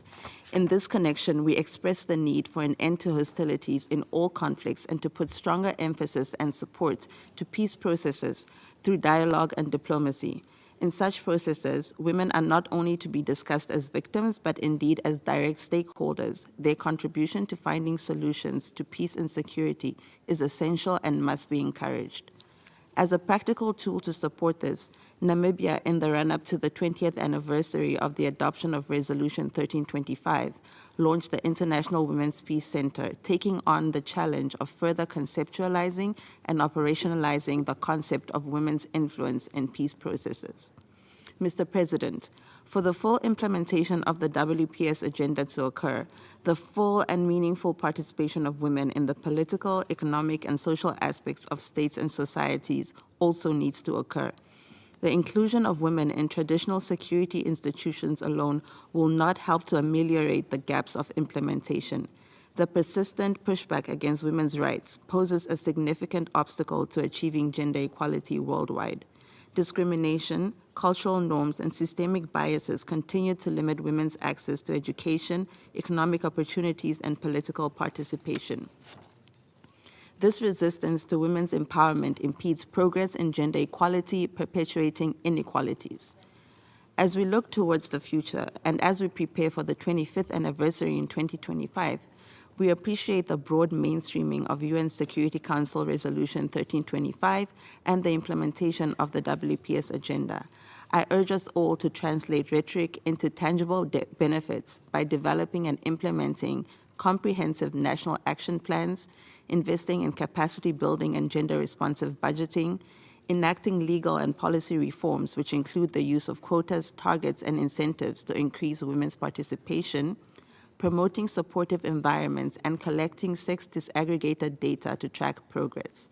These measures collectively empower women's active participation in peace and security processes while safeguarding their well-being, fostering gender equality, and advancing the goals of WPS initiatives. I thank you. I thank the representative of Namibia for their statement. I now give the floor to the representative of Portugal. Thank you, Mr. President, and let me start by thanking Brazil for convening this important debate. I also want to thank the briefers for this morning very precious inputs and views. Portugal aligns itself with the statement delivered by the European Union and the groups of friends of women, peace and security. Mr. President, it is imperative to look at Resolution 1325 and take stock of the evolution in the several dimensions it covers: the promotion of women's access to decision-making positions, gender equality, and the protection of women and girls from violence during and after conflict, and the adoption of a gender perspective to prevent and mitigate the impact of conflicts on women and girls. There are remarkable initiatives that foster the achievements of some of these aims, as the shared commitment on WPS, so far signed by 16 Security Council member states, the Uniform Gender Parity Strategy for Women in Peacekeeping, and the Global Alliance of Regional Networks of Women Mediators. However, huge gaps persist as women underrepresentation from peace and security has not deeply changed.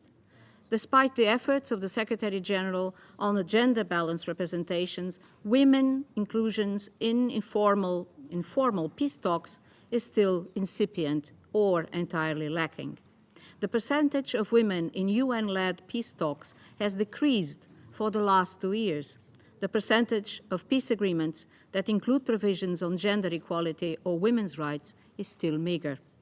Therefore, Mr. President, we need to redouble our efforts to achieve women's full, equal and meaningful participation as peace negotiators, mediators and signatories of peace agreements.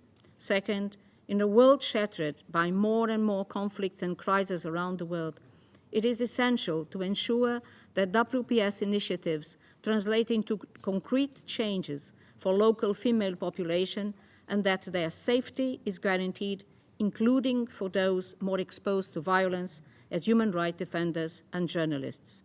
The protection of human rights in conflict situations is fundamental, and we need to mainstream a gender perspective in responding effectively to an increasing security threats. Mr. President, in Portugal, we are preparing now our 4th National Action Plan for Women, Peace and Security. We have been introducing the dimension of the Resolution 1325 in all areas of political activity, resulting in several national strategies on gender equality and the prevention and elimination of gender-based violence with impact on our foreign policy in bilateral and multilateral relations, as well as in our development cooperation. We believe that the empowerment of women and girls demands a special focus on education that must be complemented by awareness campaigns that also include men and boys to dismantle gender stereotypes and bias. We have committed to increase the number of training on WPS, particularly for the national detachment forces or personnel participating in international peacekeeping missions, together with the dissemination of codes of conduct. To conclude, Mr. President, let me underline that ensuring the meaningful participation of women in public life and decision-making is not only a moral obligation, but also an essential driver of peace. I thank you. I thank the representative of Portugal for their statement. I now give the floor to the representative of Egypt. Thank you, Mr. President. Mr. President, at the outset, I would like to express appreciation for Brazil for holding this annual open debate that is becoming more and more relevant against the backdrop of the proliferation of conflicts that are having disproportionate impacts on women and girls across the world. My delegation thanks also the briefers for their input this morning, and we take note of the report presented by the Secretary General and the updates contained therein. We are deeply concerned and alarmed by the exponential rise in the number of women and girls living in what the report described as conflict-affected countries, by almost 50% more than in 2017. The percent may significantly be higher if we take into consideration the number of women and girls living in situations of armed conflict. As the opening briefing indicated, and the past few days have shown in this very room, 2023 has witnessed the eruption of further conflicts and wars disproportionately affecting women and girls, notably the armed confrontations in the Sudan, as a result of the current aggression by Israel, the occupying power on the civilian population in Gaza, killing thousands of innocent civilians, mostly women and children. The number is daily on the rise as the bombing of Gaza by the Israeli forces continues, in violation of international law, international humanitarian law, and international human rights law, all perpetrated with impunity. Mr. President, the theme of this year's open debate is women's participation in international peace and security from theory to practice. Egypt, as a supporter of the Women, Peace and Security agenda, adheres to the tenet of this agenda as elaborated in Security Council Resolution 1325 on the equal participation of women and their full involvement in maintaining and promoting peace and security, and the need to increase the role in decision-making on conflict prevention and resolution. We hereby reiterate what the resolution stipulates on the need to fully implement international humanitarian and human rights law protecting the rights of women and girls in conflict and in post-conflict situations, which includes post-conflict peace-building efforts and processes, in a comprehensive manner. In this connection and for practical purposes, and to move from the theory to the practice, Egypt emphasizes the centrality of ensuring the required balance in the implementation of the 4 pillars of the World Women, Peace and Security Agenda, namely prevention, protection, participation, and relief and recovery, while ensuring national ownership and priorities, taking into consideration the cultural and societal specificities of different countries in armed conflict and in post-conflict situations, along the peace continuum, and in transitioning towards development. Within the UN context, Egypt champions since the 71st session of the UNGA the resolutions on UN action on sexual exploitation and abuse, with a view to promote a system-wide approach to implementing the zero-tolerance policy and elimination of such unlawful, heinous acts. This reflects the political will at the highest level to prevent sexual exploitation and abuse in UN operations, as Egypt's president is one of the earliest leaders to join the Circle of Leadership initiative in this regard. At the regional level, Egypt is very keen and committed to inculcating the Women, Peace and Agenda in the African context and taking into consideration the specificity of the African context in this regard, and this is done through the Cairo Center for Conflict Resolution in Africa, and we provide training programs as well as policy guidance to various African countries, and we champion the role of the African Union on this agenda. Mr. President, in order to move from theory to practice, it is incumbent on the international community to consolidate efforts to further invest in the women's agenda, in the empowerment of women and girls, raising their capacities, resilience, and leadership to enable them to act as agents of change in conflict and post-conflict settings. More importantly, we need to deliver on the prevention and protection pillars, in which it is evident we are collectively failing. I thank you. Thank the representative of Egypt for their statement. I now give the floor to the representative of Estonia. Mr. President, Estonia welcomes the Security Council's open debate on women, peace and security and affirms its dedication in advancing the agenda. Estonia aligns itself with the statement made on behalf of the European Union earlier. Mr. President, nearly a quarter of a century has passed since the adoption of the Security Council Resolution 1325 on women, peace and security. Despite that, it appears that globally we stand far from achieving gender equality. In fact, we are moving backwards, as the report of the Secretary General indicates. Implementing the Women, Peace and Security agenda requires comprehensive, all-inclusive efforts. This comprises small steps we have to take every day, everywhere. We are all responsible for achieving gender equality, and each of us, in our own way, the implementation of the Resolution 1325. Mr. President, Estonia is currently in the process of composing a mid-term review of our third National Action Plan for implementing the Resolution on Women, Peace and Security. Our National Action Plan includes a reference to women's involvement in peacekeeping and peace negotiations.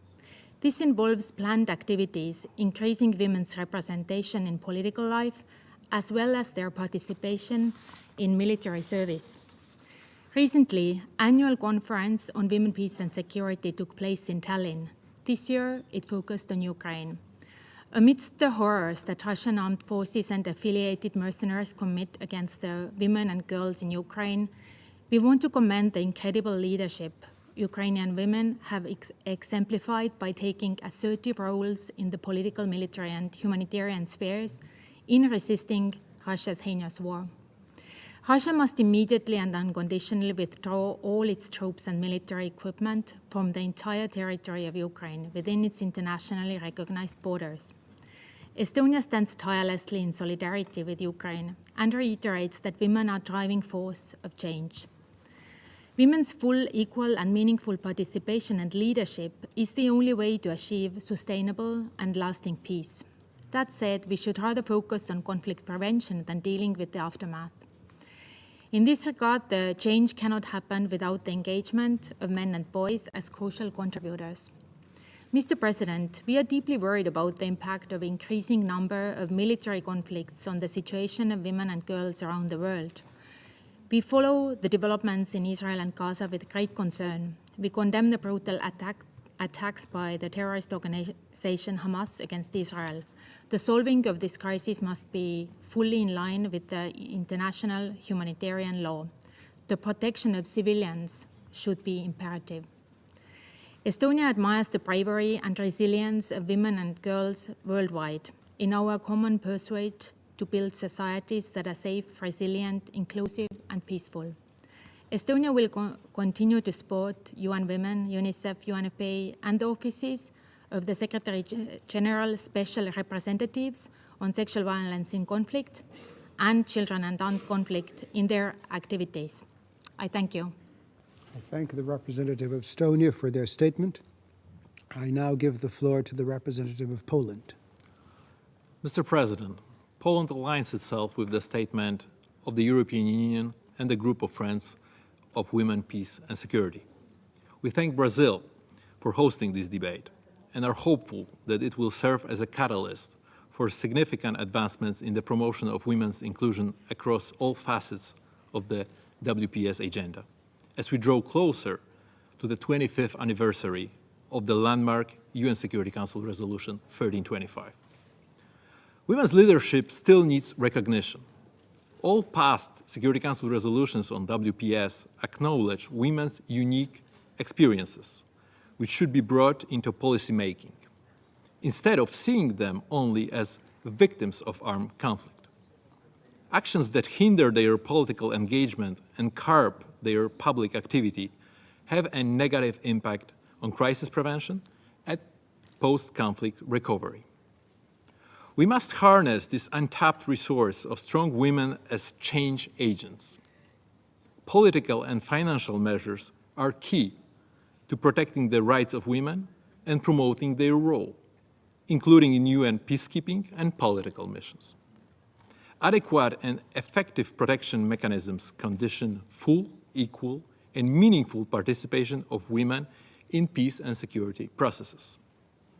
As the imminent neighbor of Ukraine, we have witnessed how the Russian aggression against this country has highlighted the crucial role played by women human rights defenders. Ukrainian women have been at the forefront of humanitarian efforts and have tirelessly advocated for the protection of all human rights and fundamental freedoms, standing strong against Russia's efforts to undermine them. It is essential to ensure their continued involvement in all processes that affect their lives, security, freedoms, and rights, while also providing them with the necessary protection, including from conflict-related sexual violence. Poland, as the country hosting the largest population of Ukrainian refugees, reiterates its steadfast commitment to this cause. Mr. President, Poland nears the end of its first national action plan on WPS, which focused on increasing women's presence in the security sector and peacekeeping missions. Our goals were also to build the capacity of women to participate in conflict prevention, peace negotiations, and mediations, as well as to address potential barriers that they face in the process of recruitment, participation, and scope of engagement in peace operations. As a result of the actions taken, the participation of women in foreign missions, including UN peacekeeping missions and EU missions, is gradually increasing. Extensive promotion and information campaigns resulted in the incorporation of the WPS obligations into many strategic documents and plans in the field of security and defense. Further empowering women in uniformed services and their greater inclusion in the security and defense policy making are the priorities of Poland's future second National Action Plan. To conclude, Poland is ready and willing to continue promoting the WPS agenda and also within the UN Women Executive Board, including as its prospective bureau member in 2024. We stand committed to the WPS agenda and look forward to playing a more significant role in advancing this crucial cause. I thank you. I thank the representative of Poland for their statement. Before giving the floor to Slovakia, I share with council members and speakers that the intention is, with the presidency, is to continue this meeting until 9 p.m.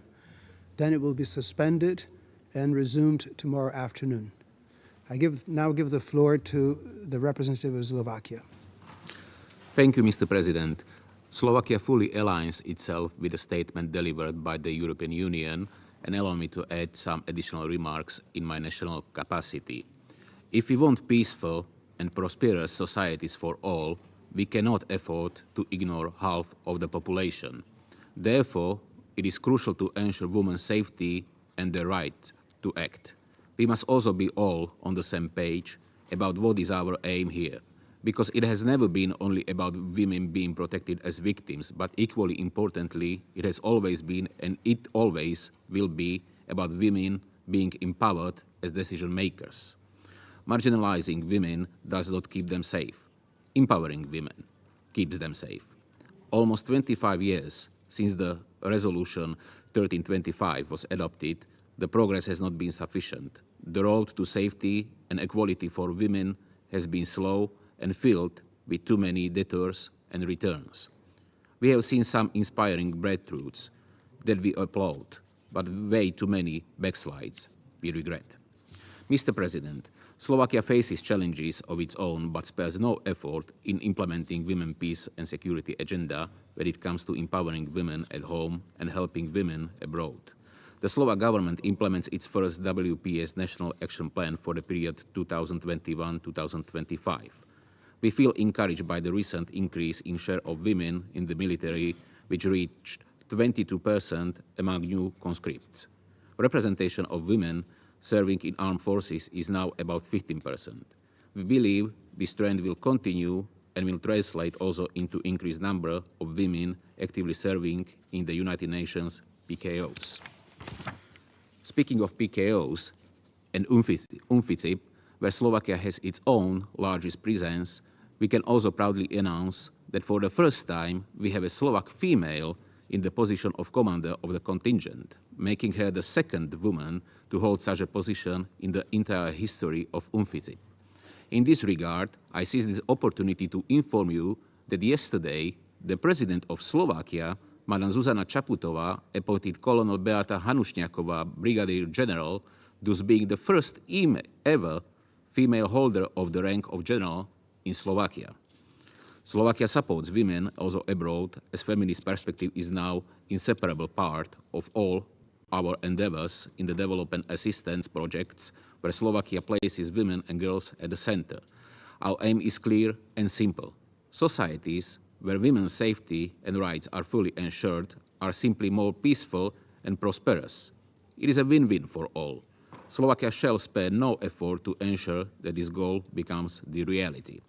Mr. President, it is a shame that women continue to be disproportionately impacted by conflict situations, despite their substantive contribution to conflict prevention and resolution. We strongly condemn the continued use of the sexual violence against women and girls as a war tactic, including by the Russian Federation during its aggression against Ukraine. We welcome all effective action that have been adopted to combat sexual and gender-based violence. We strongly support women human rights defenders who are in the front lines of the fight for women's rights in conflict-affected countries. I thank you for your attention. I thank the representative of Slovakia for their statement, and I now give the floor to the representative of Bolivia. Muchas gracias. Thank you very much, sir. I'd like to start by thanking you and your country for convening this annual debate on women, peace, and security. And the current context of multidimensional context, different political interests put at risk international peace and security. We would also like to highlight the report of the Secretary General, Antonio Guterres, and the distinguished Director of UN Women and the other panelists who gave briefings today. Sir, I'd like to pay tribute to the women and girls who suffer the consequences of wars and conflict which disproportionately affect them. At this time, how can we not remember the women and girls in Gaza that are suffering one of the worst tragedies and genocides due to the dehumanization of the Israeli occupying power.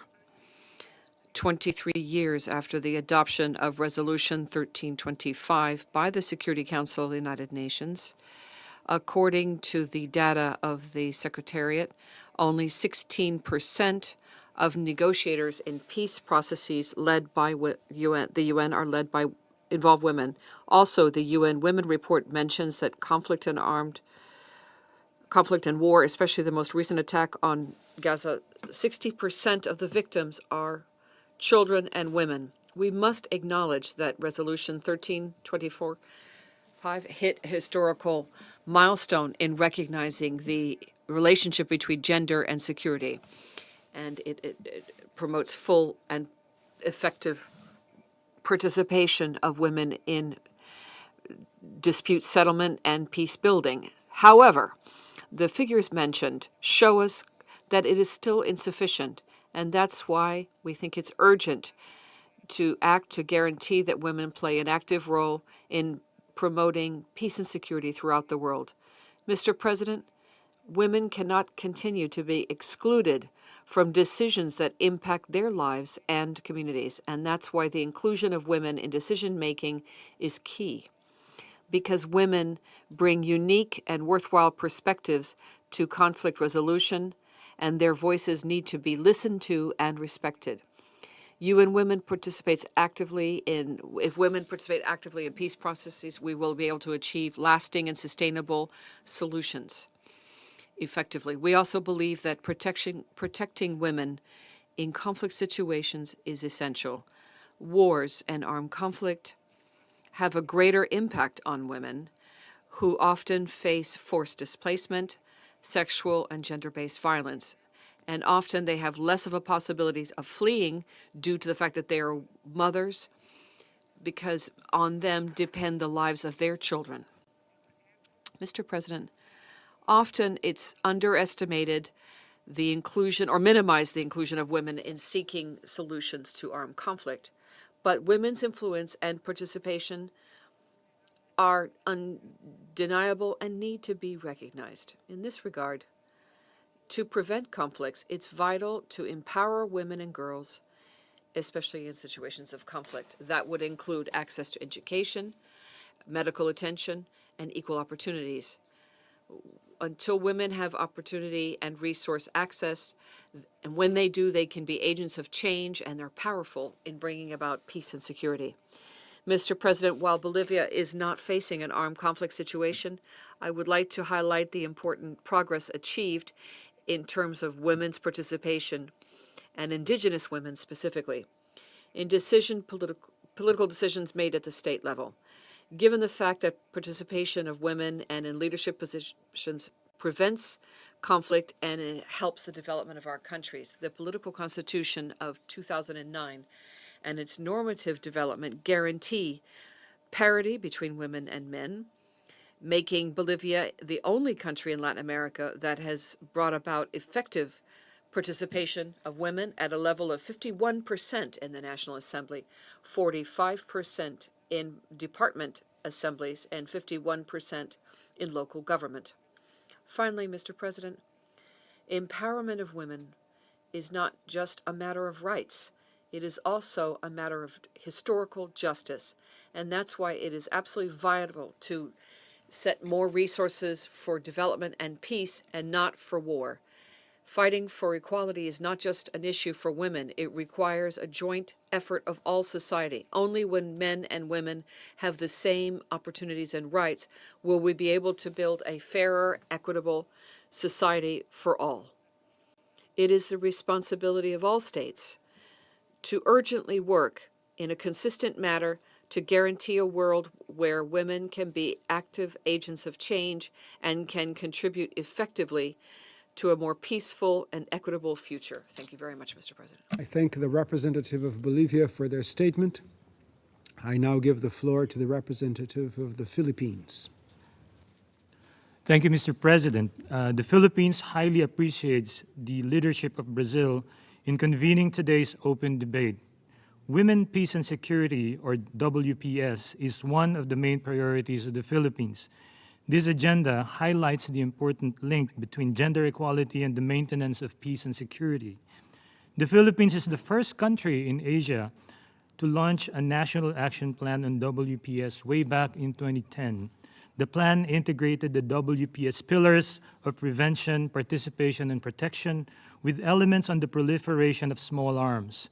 We are also the first country to have a woman as the chief negotiator of a major peace agreement that ended many decades of conflict.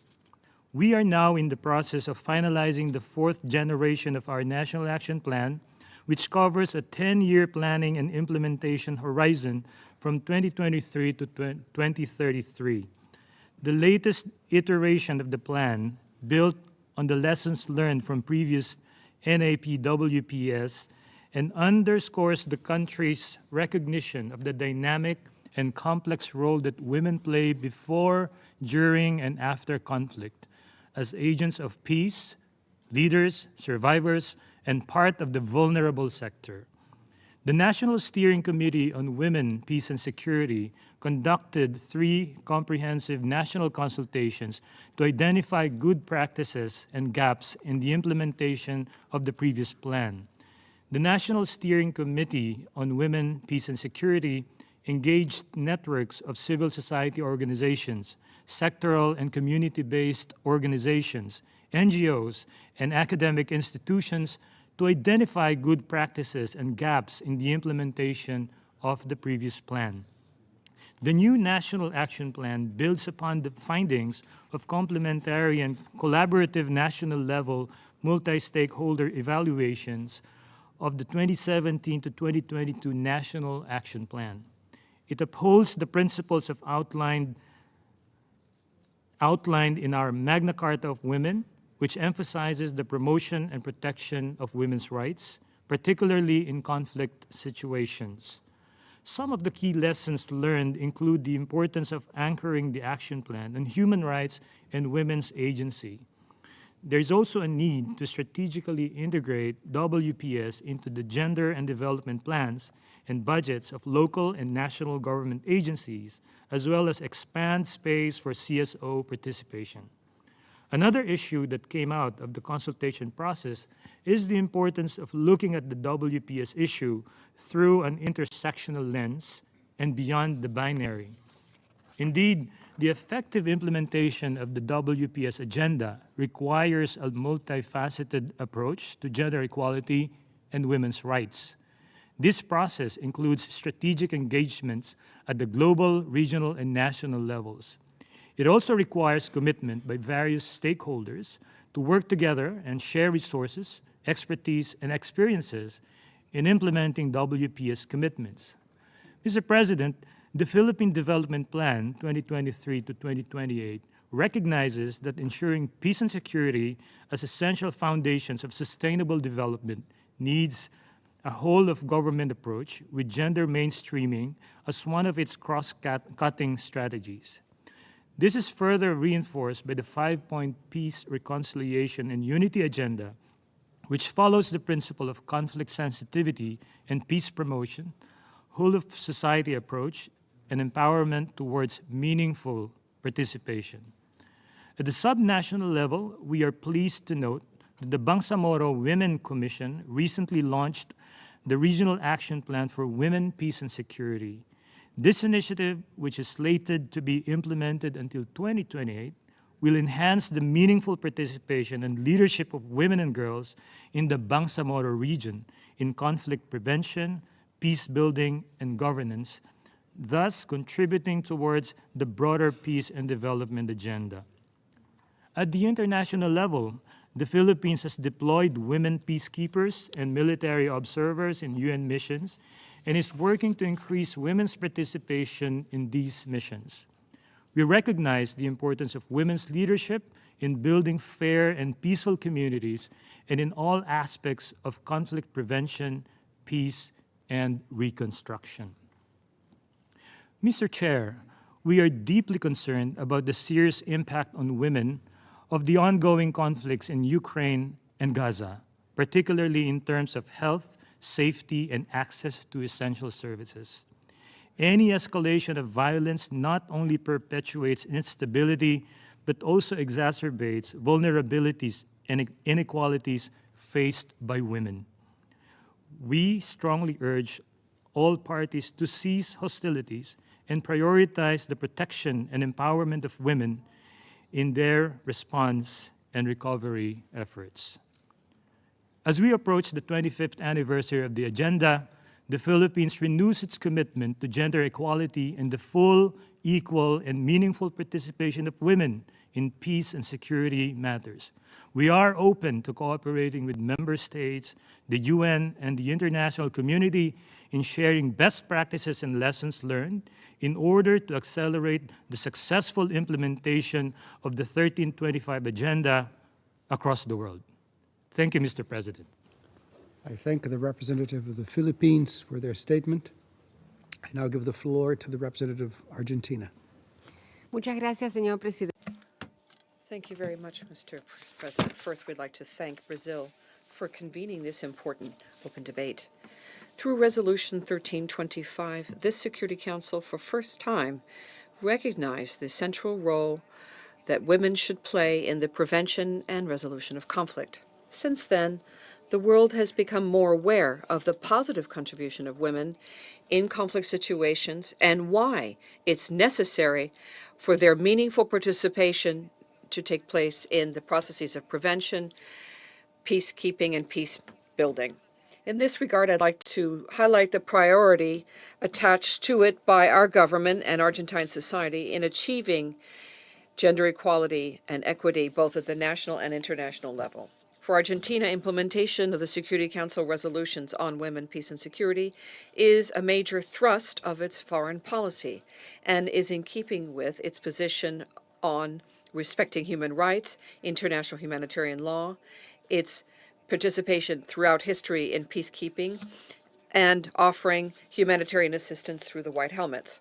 My delegation maintains a comprehensive vision of peace where international commitments relating to the cross-cutting issues of gender and defense of human rights and rights of women should be guaranteed at the national level in order to be correctly reflected in the actions undertaken by the country in the international arena through its foreign policy, especially with regard to peace and security and humanitarian assistance.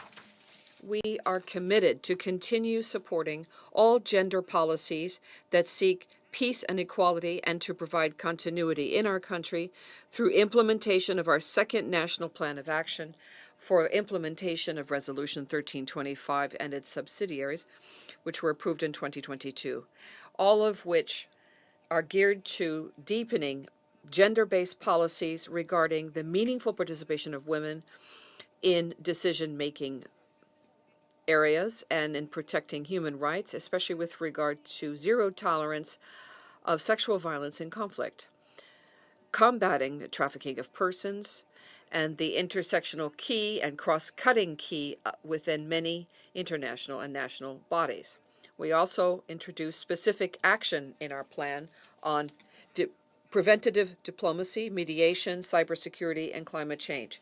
However, beyond the advances recorded in international norms on this topic and in the national plans, which are in some countries already at the third and fourth generation levels, there are still persistent gaps and very little progress in implementing these plans of action. Unfortunately, these achievements are not reflected on the ground.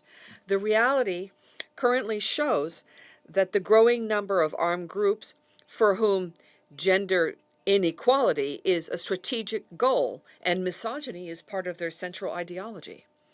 Mr. President, moreover, exclusion of women's participation in peace processes continues to be constant.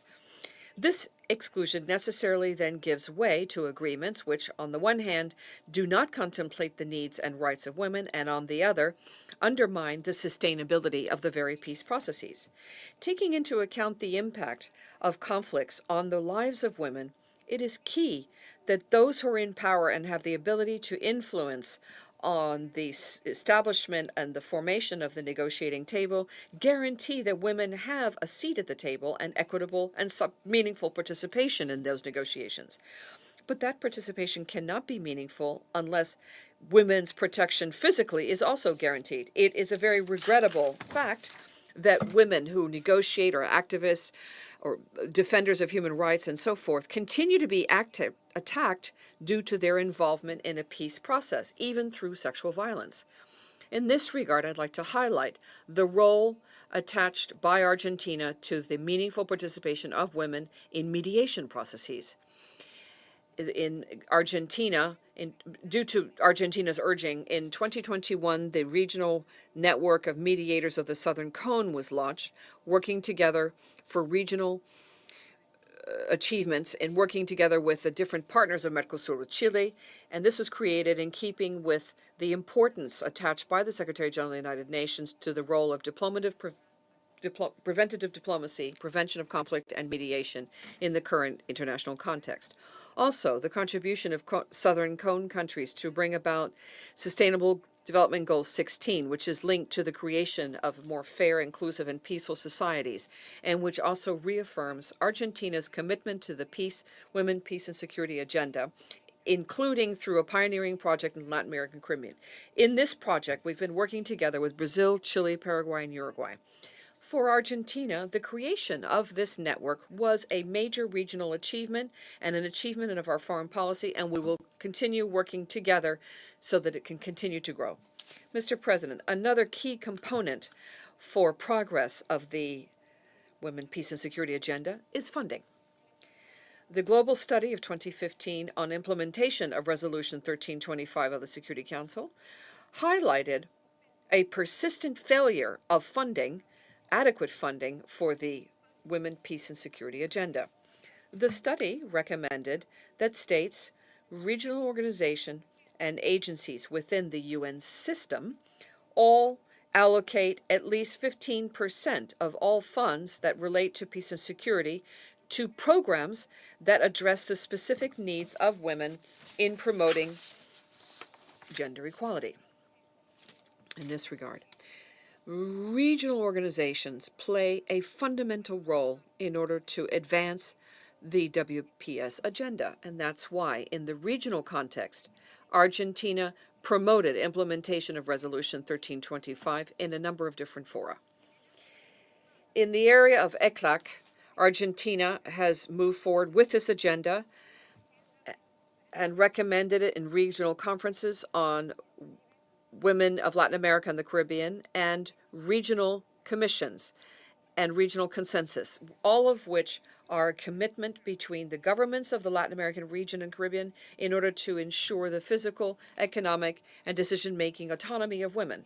Specifically, I'd like to highlight the Santiago Commitment adopted in 2020, by which we agreed to drive forward measures in order to ensure the full and effective participation of women at all stages and levels of the peace processes through mediation initiatives, prevention and solution of conflict, peacekeeping, peace building, and the recovery post-conflict, and the Buenos Aires Commitment of 2022, whereby states call for multilateral cooperation to implement the provisions of international humanitarian law and maintain international peace and security in compliance with Resolution 1325. Another regional achievement I'd like to point to in the context of the meeting of ministers and high-level authorities of women in the Mercosur region, the urgings of my country, we adopted recommendations on the participation of women in peacekeeping operations and humanitarian assistance in 2008, and strengthening of the regional network of mediators of the Southern Cone in 2023, this year. Last, taking into account that it has already been 23 years since Resolution 1325 was adopted, and that we have been working within the United Nations in order to strengthen the Women, Peace, and Security agenda, and given the tenor of current international conflicts, I'd like to call upon all of us to assume our collective responsibility to protect and guarantee the fulfillment and observance of all the resolutions of the Security Council on women, peace, and security, to not bow to the evidence, the unfortunate evidence of the power of the extreme violence and continue betting on multilateral diplomacy with the effect of guarantee the operational effect of the international norms agreed in this framework of the United Nations so that it not become empty words. The Women, Peace and Security agenda should be one of the priorities, not just of this Security Council, but of the United Nations as a whole. We are agents of change and pillars of the community. Argentina will continue to be committed to this vision and understands that the Women, Peace and Security agenda is a key element in efforts to build peace and international peace and security. Thank you very much, Mr. President. I thank the representative of Argentina for their statement. I now give the floor to the representative of Czechia. Well, thank you, Mr. President. First of all, let me just thank Brazil for organizing today's open debate, and of course, many thanks to all the briefers for their valuable insights. Czechia aligns itself with the statements delivered by the EU and by the group of Friends of Women, Peace and Security, and I would like to add a few remarks in my national capacity. Since the adoption of Resolution 1325 in 2000, we have been committed to promoting women's full, equal, meaningful participation in all decision-making on peace and security. Unfortunately, the progress of the Women, Peace and Security agenda is stagnating. Global security context continued to deteriorate in 2023. Sexual and gender-based violence remains on the rise, and we witnessed the rollback of women's and girls' human rights across the world. We thank the Secretary General for the update on the implementation of the WPS agenda over the past year, which also confirms the negative trends. As the 25th anniversary of Resolution 1325 approaches, it is essential that this Council and the international community recommit to improving the implementation of the Women, Peace and Security agenda in response to the challenges of today's world. We need to accelerate action to protect and uphold the full spectrum of human rights of women and girls, and to ensure their full, equal, and meaningful participation in all spheres of public life and decision-making. Any intimidation, attacks against women human rights defenders, peace builders, women journalists, and civil society must be condemned, and perpetrators must be held accountable. We call on all parties to armed conflicts to fully comply with their obligations under international humanitarian law and human rights law, including the prohibition on all forms of sexual violence and thorough investigation of any instance reported. Mr. President, we are appalled by the horrible attacks on women and girls in Israel by Hamas, the use of sexual violence as tactics of war in Ukraine, Sudan, and other ongoing conflicts, and we recall Resolution 1820 of this Council. It is necessary to promote solutions to end the suffering of women and girls in conflict-affected situations and strengthen the global response to these crimes. Mr. President, we must do everything in our power to bridge the gap between verbal commitment and the tangible implementation of the WPS goals. Czechia remains committed to making progress on these fronts, including through our second National Action Plan, which aims to strengthen women's participation and leadership in our defense, foreign, and security policy. We will continue to advocate for the rights of all women and girls as a current member of the Human Rights Council, the Commission on the Status of Women, and on other multilateral platforms. Mr. President, women's participation and leadership in peace and security issues must become a norm in order to bring about the change and results we want to achieve. I thank you. I thank the representative of Czechia for their statement. I now give the floor to the representative of Peru.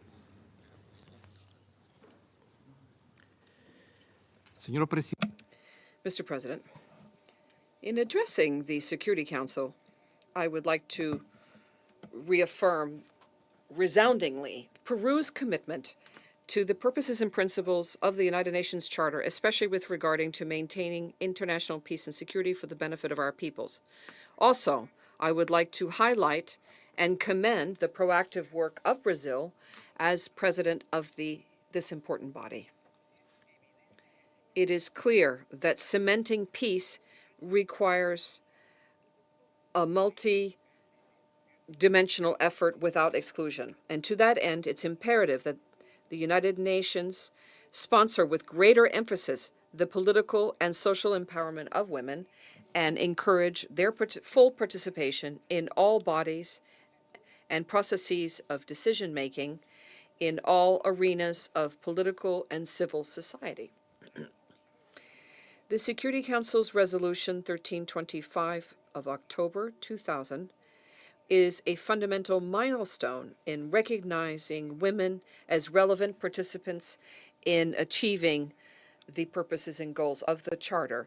That resolution serves as a sound basis for strengthening the right of women to fully exercise their liberties and rights that stem from human dignity, fully and without exclusion. The capacity of women with regard to their link to the more vulnerable populations and their influence on the personal conduct of uniformed personnel has been clearly seen in the effective compliance with peacekeeping mandates. The government of Peru fully supports the action developed by the Peacekeeping Operations Department of the United Nations in keeping with the initiative called Action for Peace and the Women, Peace and Security Agenda for implementation of the Gender Parity Strategy for Uniformed Personnel 2018 to 2028. Along these lines of conduct, we value the report of the Special Committee on Peacekeeping Operations for 2023, adopted at the 85th plenary of the General Assembly, whereby it underscored the importance of including the gender perspective in peace operations as a cross-cutting issue in all stages that relate to analysis, planning, implementation, and presentation of reports. Mr. President, Peru has achieved a rate of 18% of women's participation in peace operation, with 44% of experts of mission and who are women and 13.18% of women in military troops. It's also worthwhile highlighting that in October of this year, we had 45 women assigned out of a total of 256 Peruvian military who were deployed in peacekeeping operations in Central African Republic, the Democratic Republic of Congo, South Sudan, Abyei, and Lebanon. For the year 2024, Peru would like to achieve a rate of 20%, and to that end, we are working closely with UN Women and the ELSI Initiative Fund. Finally, I'd like to ratify the commitment and political will of Peru to continue promoting the most active participation of our women citizens in civil and political decision-making, and our commitment to fight firmly and in all ways, all forms of gender-based violence, and to promote the contribution and development of international peace and security. The sacrificed and beautiful task of all peoples working together as a fraternity requires and demands the commitment of all men and women equally with all shared duties and rights. Thank you. Representative of Peru for their statement. I now give the floor to the representative of Austria. Thank you, Mr. President. Austria aligns itself with the statements made on behalf of the EU and on behalf of the Group of Friends on Women, Peace and Security. We thank Brazil for organizing this annual open debate on women, peace, and security, and commend the Secretary General, UN Women Executive Director Sima Bahous, and ICRC President Mirjana Spoljaric for their presentations and deep commitments to the WPS agenda. Let me also thank civil society briefers for sharing their insights. This year's report shows that the implementation of the WPS agenda faces more challenges than ever. As the Secretary General said this morning, in 2022, the number of women and girls living in conflict-afflicted countries reached 614 million, a 50% increase compared to 2017. This is paired with an immense backlash against the rights of women and girls.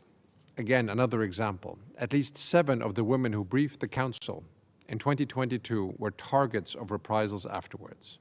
Clearly, despite a robust framework of applicable international norms since the adoption of Council Resolution 1325, we are still far from achieving the goals we set ourselves on the WPS agenda. Mr. President, Austria deplores all conflict-related sexual violence which primarily targets women and girls. We condemn the brutal and indiscriminate terrorist attacks by Hamas on Israeli civilians and the use of sexual violence by Hamas against women and children in the strongest possible terms. All hostages must be released immediately and without precondition. Israelis and Palestinians alike deserve respect for their human rights and have the rights to live in peace and security.